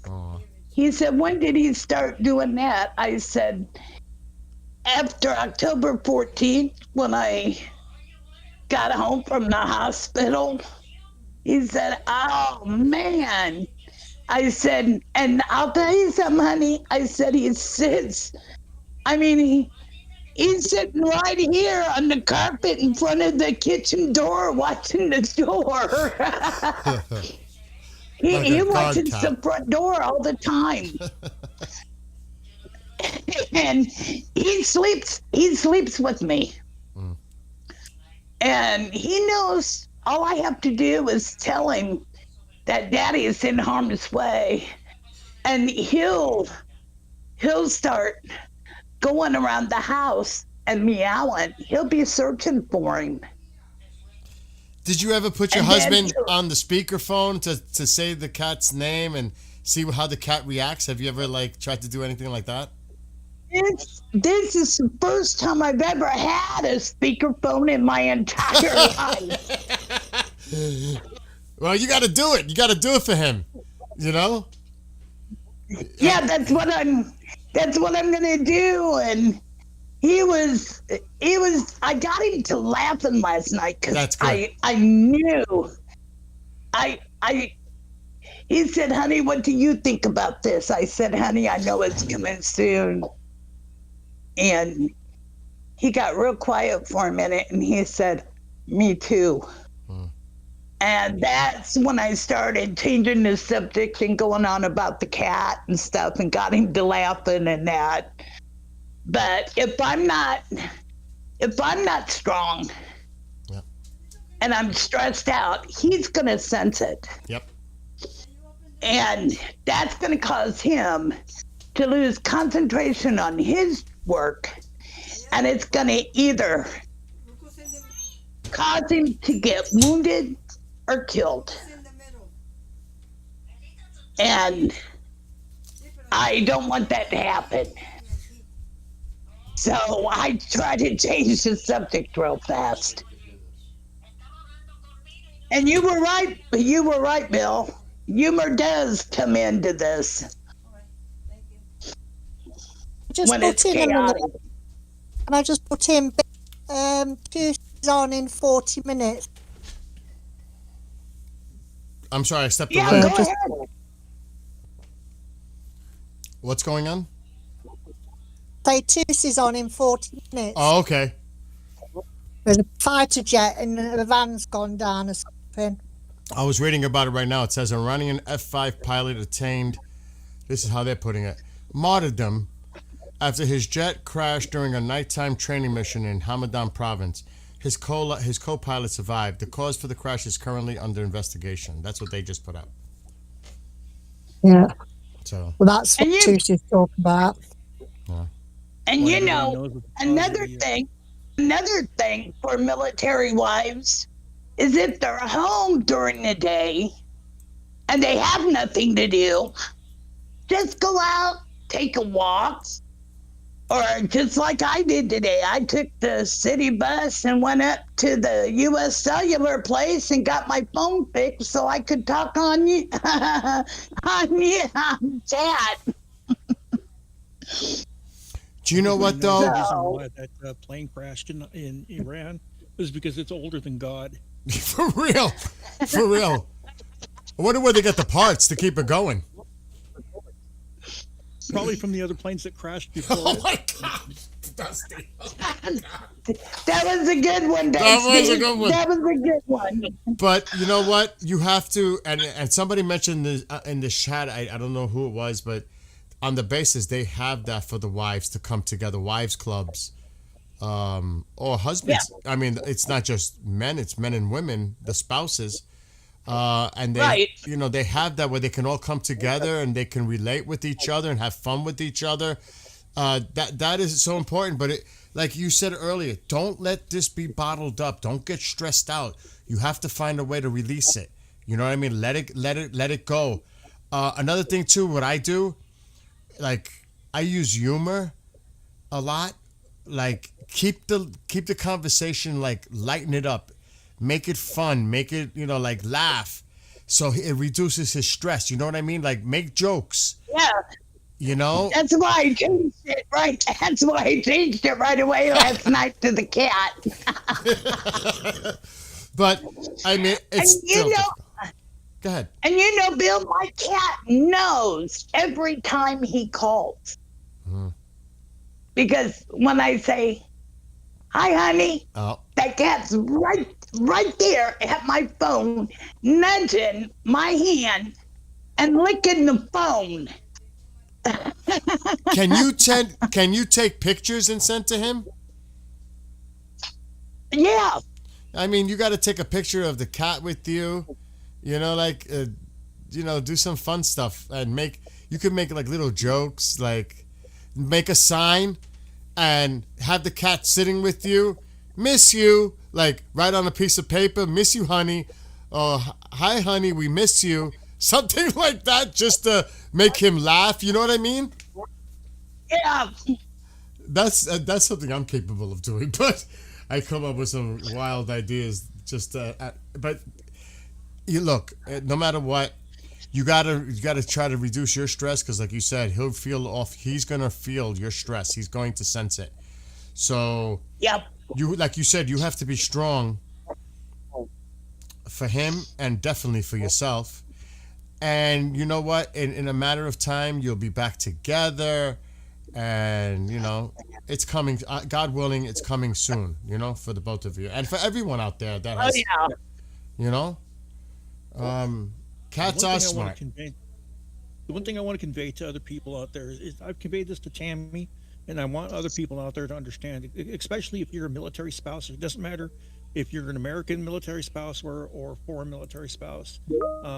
You all need to come together in what is called the chain of concern. Just because your husbands have a chain of command does not mean that the wives don't also.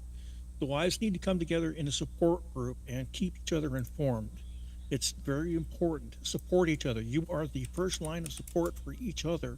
And, you have to understand that if you're waiting for somebody else to pick up the pieces, it's never going to happen. You have to be the first person to pick up the torch and run with it.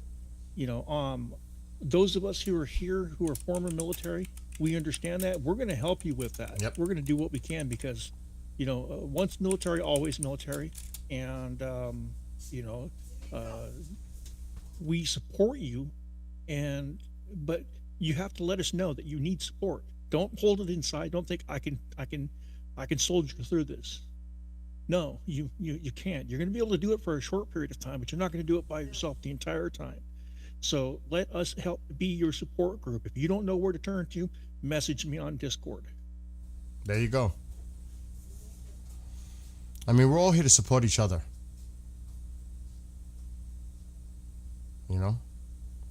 So I think that's important, and I think that's definitely something that people are agreeing with that I see in chat.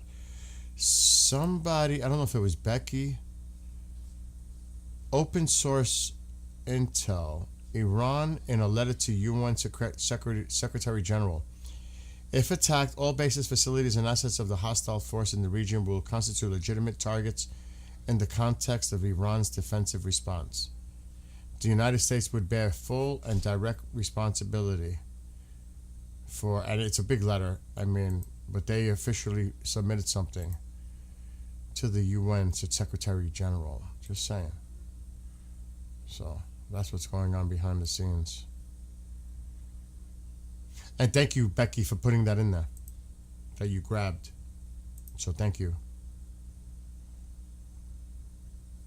And there was an EAM. Go ahead. In the letter, sorry, it's Nina. Short message. In the letter, in the down text, it says something about nuclear weapons, but in the beginning it's just blah blah blah blah blah. But in the end, it's something about nuclear weapons and war in the region, and it was dated the 18th to the UN.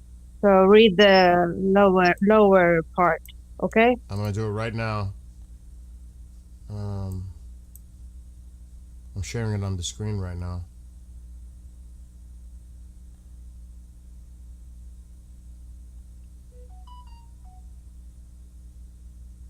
Oh yeah, this is definitely recent because he just talked about this.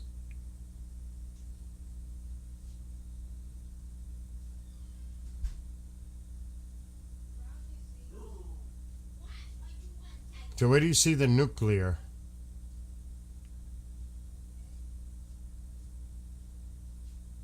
Hey, people. Wait a minute. I mean, when so it's UCM imposed against the Iranian nation while on reciprocal basis addressing ambiguous readings its peaceful nuclear program in order to reach a mutually acceptable result-oriented solution fully consistent with the recognized inalienable rights of all state parties to the Treaty on the non-proliferation of nuclear weapons. I don't get but they're not like they're talking about nuclear.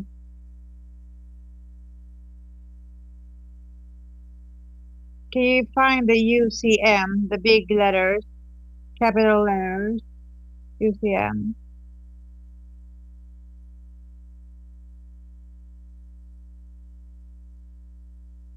Oh, Bill. I remember you told me what I think about the sleeper cell. Are you there?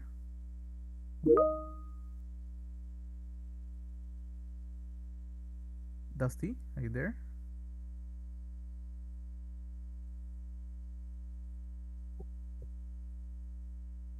I am, yes. So I think you said and Bill said, right? Like, what is my opinion on? Yes, I was asking that earlier. Yeah. So I will say this: sleeper cell, it's something real, and people need to take into consideration of when is a war. They can use their agent to sabotage and to do bad stuff, to cause havoc to people and to civilians and to the home front command. So I would say people when it comes to war and when it comes to also to terrorism in the land, people needs to be really careful because those things it's real. Even when the October 7 happened here in Israel, even in my city, in Sderot, I'm very close to the very close to the Gaza Strip, and I'm hearing, all of the jets and explosives and bombings, artillery and tanks when we dropping the bombs. I'm hearing that all the time, and I used to. And when the October 7 happened, many of so-called, Palestinians, Arabs, from Gaza, they worked in our city. They worked as a municipality, cleaning and this and that. But we knew, even me and my mom back then, we spotted them recording with their phones to gather intelligence. And many people in Israel, they didn't know about the sleeper cells here in Israel. None of them. None of them. I don't know even if the Mossad knew, the Mossad agents. I don't know even if they knew about that. But surely, me and my mom, we knew about it. We saw how they're taking pictures of where is the police station is, and certain buildings, and where is the center of uh, the center where many people are gathering, Mm-hmm. where is the food, or food, even if it is a food bank or clinic or hospital or whatever. Mm-hmm. And they took pictures, many of it. They were communicating while they are working. Well, And Moses. if people they see that, please call to the police. Where you guys That's what I was live just gonna in say. America? Call the police immediately. Explain what you guys are hearing. Even report it. Go to the police department. Give them the whole information and tell them exactly what you guys you saw.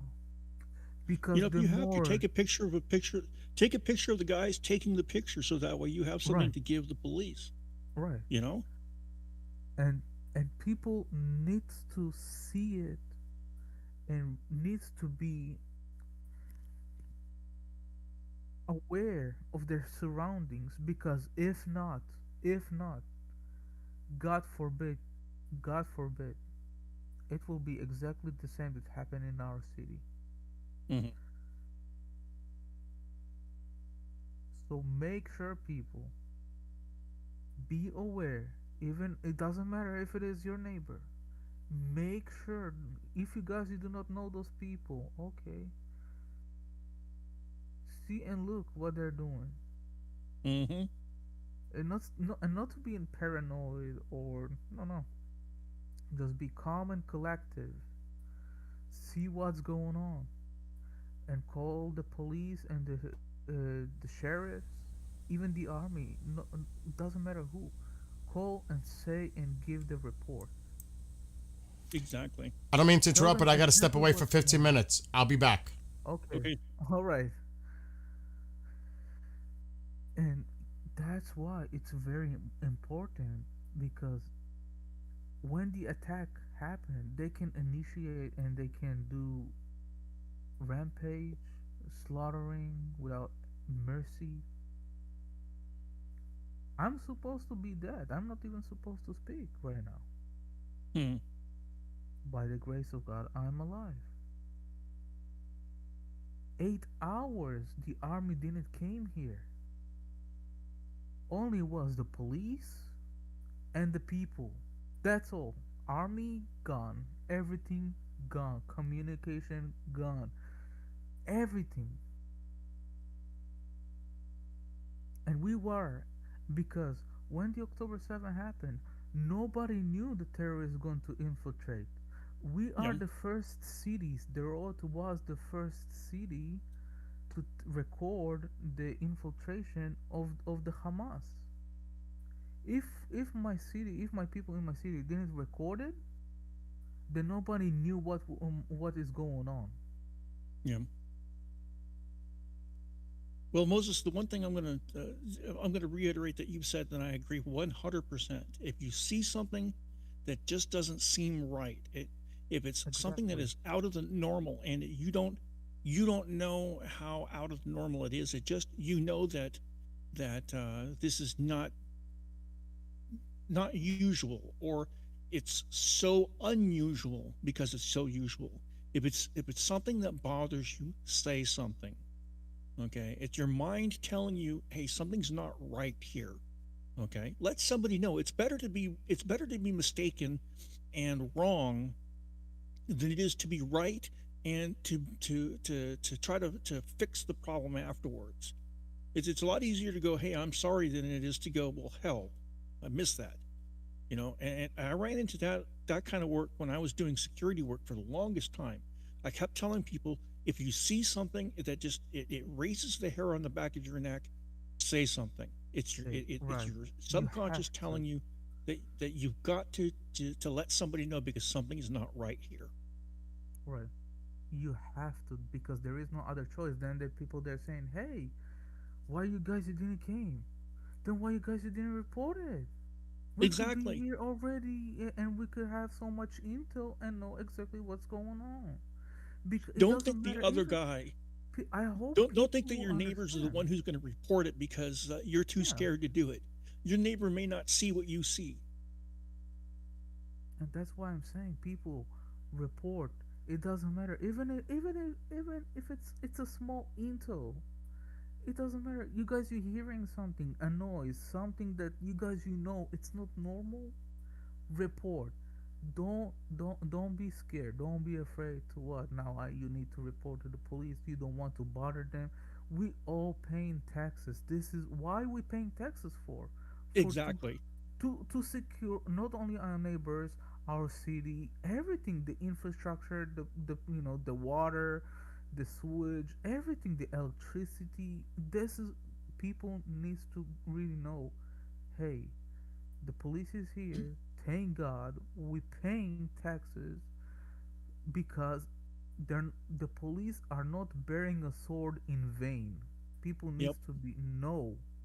God gave them the authority to have the sword to make it right, to bring order, but don't be afraid, people. No need to be afraid. You're Exactly. hearing something? Say, speak, because every intel, every information, it's count. Every information, Every bit. Exactly. And every bit. Chaos and I were discussing this on a different subject a little earlier.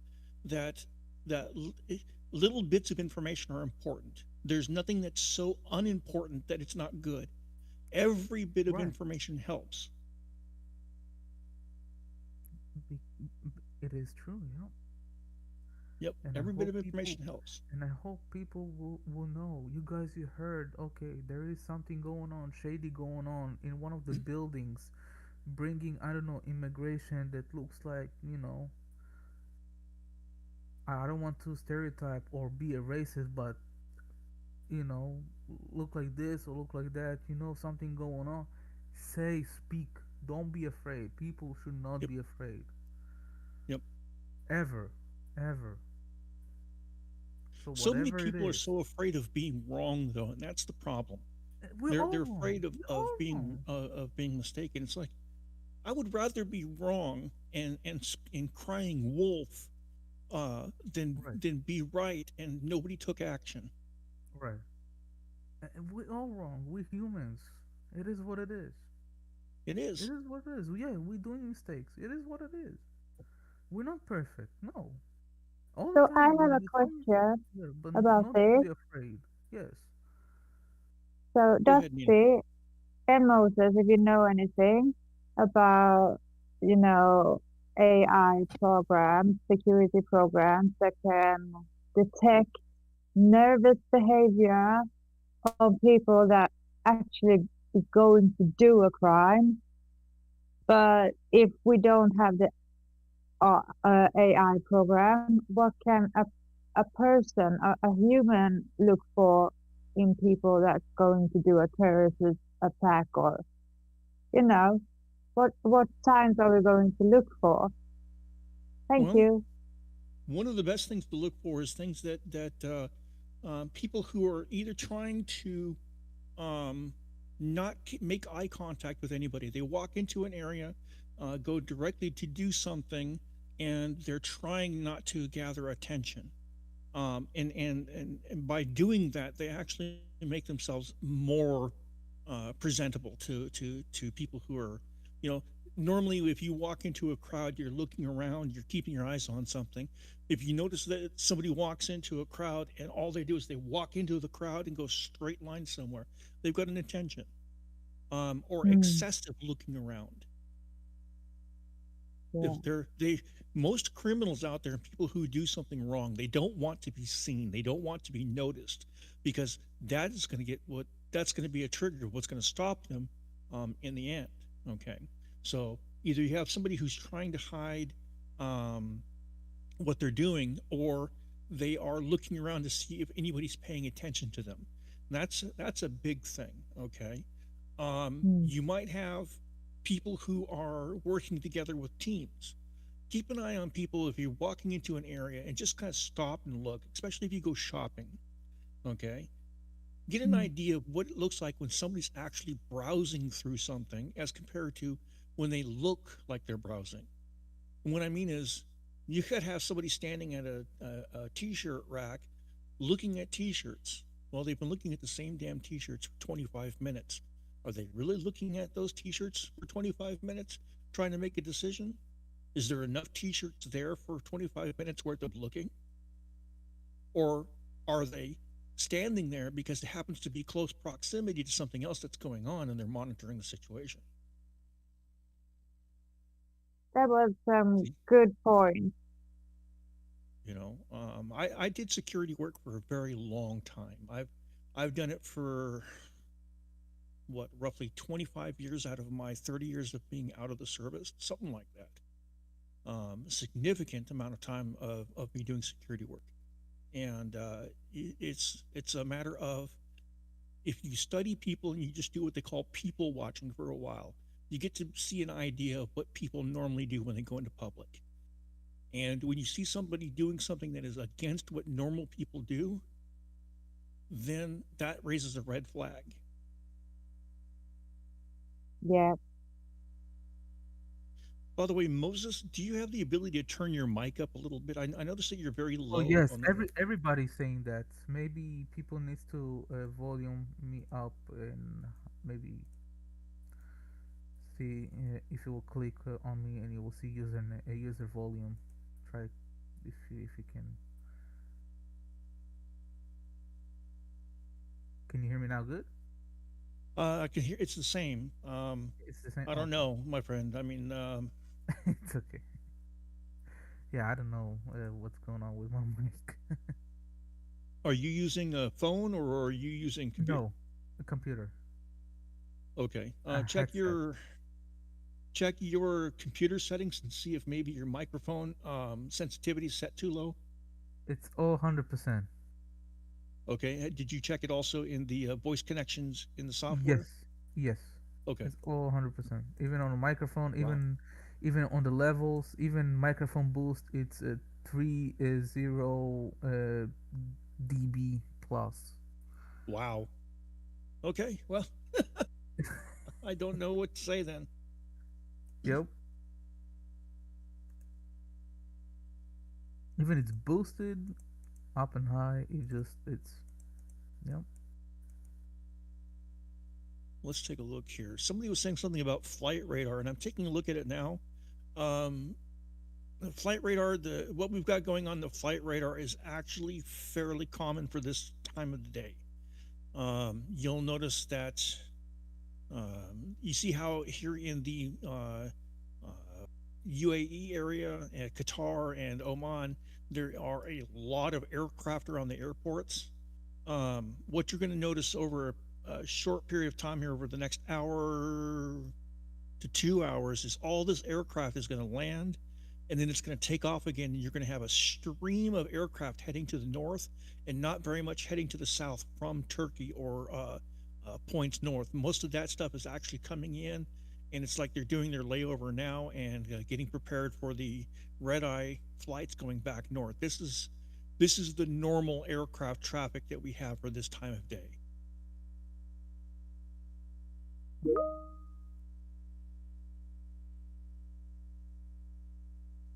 But you have Now, I was also noticing that here in the chat room where we have a report that 2C is going to be going live here in, I think, about 15 minutes, if I got my timestamps right.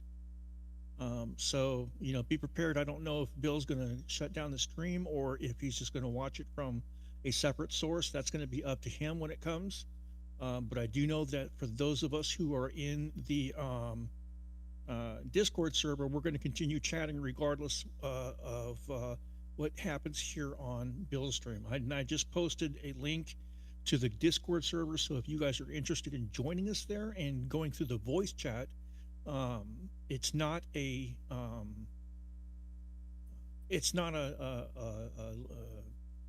moderated thing. We're choosing and picking people who can come in and get on. It's up to you whether or not you want to step up to the plate and have your voice heard. and this is the one place where you could literally have your voice heard. The only thing that we ask is that if you log into the Discord, please use your YouTube screen name so we know the same people who are chatting in YouTube and who we're talking to here in the Discord. And also try to mute your microphone in between other people talking and allowing them to have a chance to be able to get in edgewise and to speak their piece, okay? We're not moderated here on the voice chat. So if you come up and saying all kinds of weird stuff, then it's going to come across through YouTube as well. So here's your chance to literally be heard. All you have to do is log in. And again, it's the Discord server is been pasted in Skywatcher Gaming. So if you're there at this particular point in time, go ahead and click on the link and join us in the Discord server. As a matter of fact, I think I'll go ahead and see if we are still in the other Skywatcher.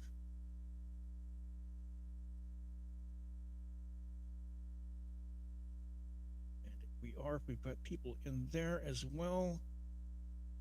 2 people watching in here. Okay, so I'm gonna go ahead and post this in here just so people have it.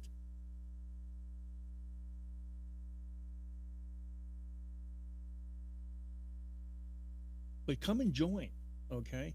This Discord server is for everybody. It's to help keep the information flowing when we're not physically streaming online, and so that way you understand what the current news is, because we're sharing it constantly. We're giving you a platform to say, again, you might have that grain of information that nobody else has, that one little piece of the puzzle that nobody else can see, and you post it, and wow, all of a sudden we all now have information that nobody else had just a few moments ago. It's that important. So join us in this Discord, join us in the chat room. You know, we're an amazing family here. We allow for a lot of people to speak up and to say things. Try not to over moderate the channel, even though it has happened on a couple of occasions recently. But we try to let you say your piece, and you know, we're giving you the abilities to do so. So come on in and join.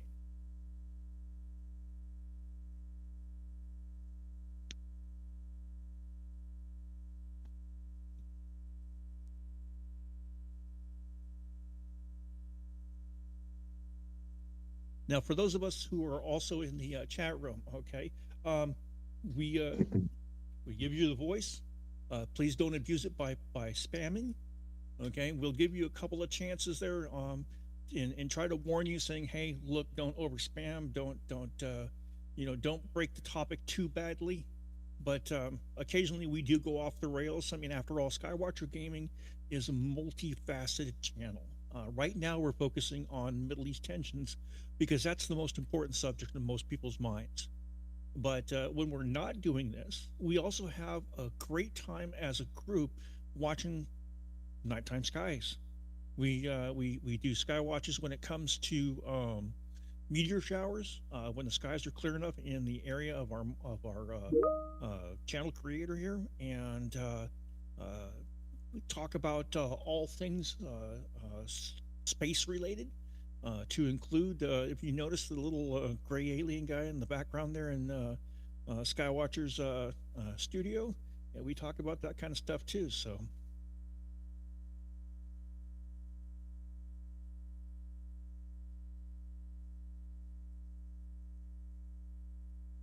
oh yeah, I see here, Beaton, you notice that we're talking about how the Iranian Navy was sunk. Yeah, we took care of that about 8 hours. We sunk a good chunk of their Navy just because they decided to mess with one of our boats once, as the fat electrician would say.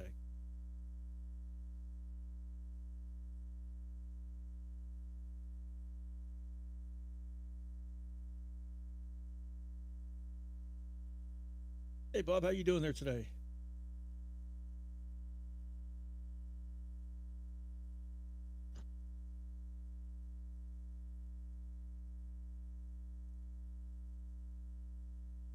So what's going on here in the channel? Let's see if we can.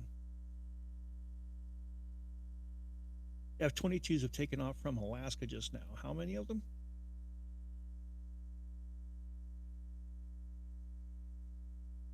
Good night, Nina. You take care of yourself, hon.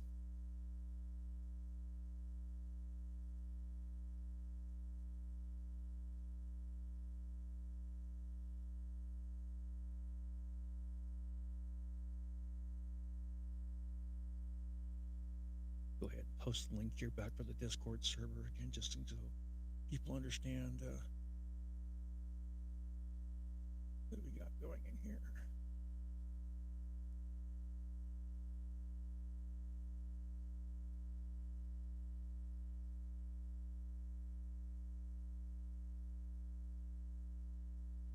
Now, I'm not too sure what Bill's doing right now, but I know he was taking a small break. There's a good chance he's probably walking Tycho right now.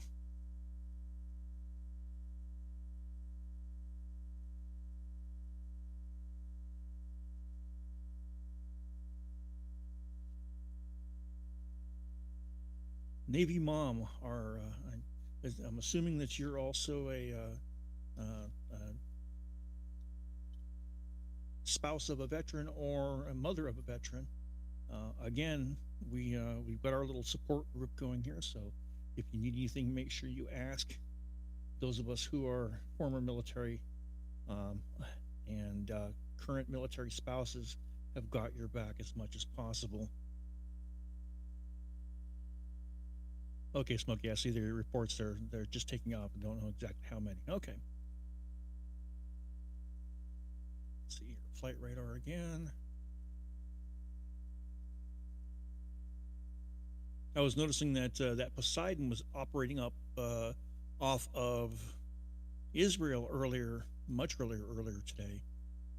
It actually had managed to make it all the way out there. So I wonder what's going on with that. If it actually landed anywhere in one of those bases or not.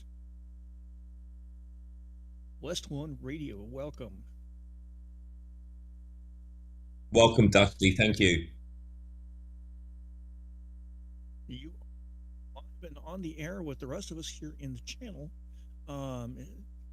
Feel free to join in and chime in and join in the conversation. If you've got something that you would like to add, by all means, go ahead and take it away a little bit. I'll be more than happy to step back from the mic and let my voice cool down for a couple of minutes. Well, I'm back now. Alrighty. Did I miss anything? Well, Anything going on? Second coming of Christ happened. I think somebody won the biggest lottery in the world. Oh my gosh. And somewhere we reached world peace, but I think that was overthrown. Not too sure, Bill. Oh my gosh.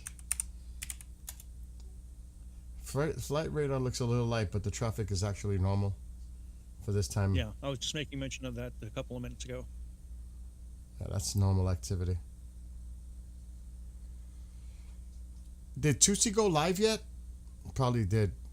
He was supposed to be going live within a couple of minutes, I think. I think within 5. You see, this is what the 10 they mentioned earlier.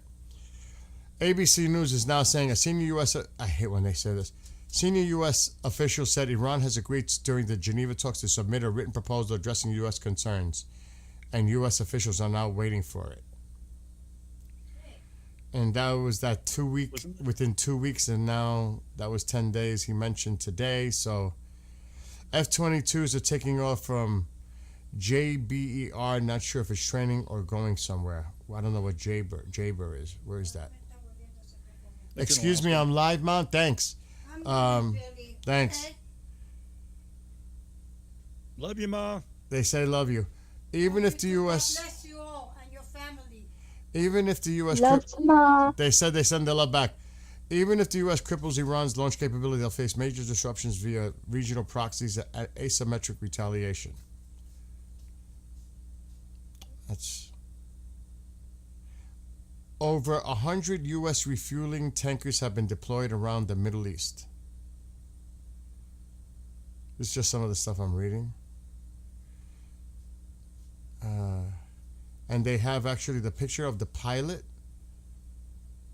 I'm gonna share it. Allegedly, this is the picture of the pilot in Iran that crashed. The F-5 during a training mission, because that's how they're putting it. So that's the pilot. We've been hearing about that.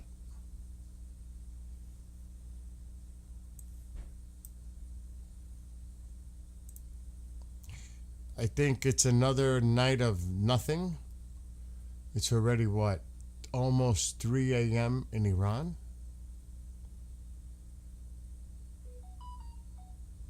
If Iran still refused, this is the Wall Street Journal again. If Iran still refuses to comply, the U.S. would launch a broad campaign potentially aimed at removing the Iranian regime. So that's like the latest coming out. I wish they'd hurry up. But remember, they said they would give their counter offer proposal within 2 weeks. Did he say that with 12-Day War? Didn't he say within so long I'll make my mind up, and then it was the next day or something? Yes, Yeah. You're right. 2 weeks turned into a few days. Yeah. The Iranian people, it breaks my heart that I mean, they're going out, they're brave, going out in the streets and protesting. And I mean, Trump, bless him, I mean, he did say quite a while ago, we're locked and ready. Keep protesting. They have done, and nothing's happened. So they're watching that earlier on Tuesday, where they're going into the, was it the colleges or something, and taking out the kids from there. Brutal. The thing is, as you can see, this is going to be like a large scale operation. They want to make sure they have everything in place. They want to make sure that, and I totally do, but it's just every day it just seems like more are getting killed, and it's just awful. It's sad. May God bless your mom, Bill. What's that? May God bless your mom. Mom is she left the room, thank gosh. Oh, we May God bless her. Oh, we go back and forth. Thank you for saying that. We go back and forth. Trust me, it's like a sitcom in this house at times. I love it. I do. Me chuckle every time. But there's not really much coming out now. It's actually really quiet. I said that, and something came out. What just happened? Oh, they're coming out with more.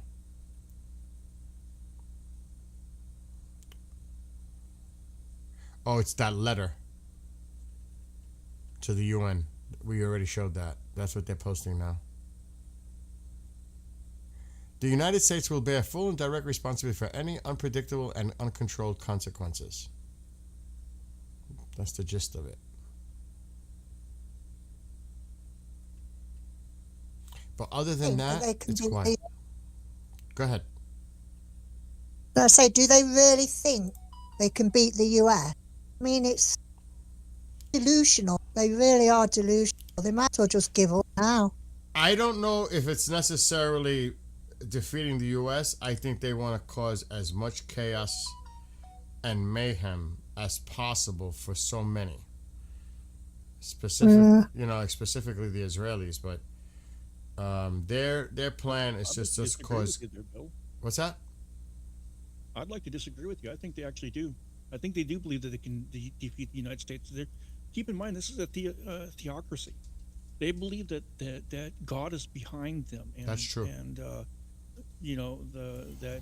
ultimately this is the decision of God whether or not they live or die, and just the act of trying alone is going to get them into heaven and get them the reward. They're hoping for a death. You're right about that. It's a holy war. It really is. To them, it's a holy war. This is what's meant to be, to take on the great Satan. You're right. Do they think they can win? Yeah, I do believe they think they can win, because I mean, take a look at Israel. Israel is a small country that has defeated some pretty major nasty powers in the past. And let me just one thing. Go right ahead. If that is the aim is to obliterate Israel, and all the Jews got all the power they say they've got. Done it. I don't understand because, that by that whoever, that they've got to obliterate Israel. They've not done it already then. Doesn't make any sense to me. It's a holy war that they believe that they're fighting. Yep. And to them, one of two things is probably true. Now, somebody who's a Muslim might be able to help correct my ideal or my understanding of their theology, but just the sheer act of trying is godly in their mind. It doesn't matter whether they win, lose, or indifferent. Just the sheer act of trying is going to be godly, and they believe that so long as God is on their sides, they have a chance of winning. This is just my understanding of Islam, but we're fighting a theology here. We're not just fighting people; we're fighting a theology, a fundamental understanding of what they believe their purpose on the planet is for God.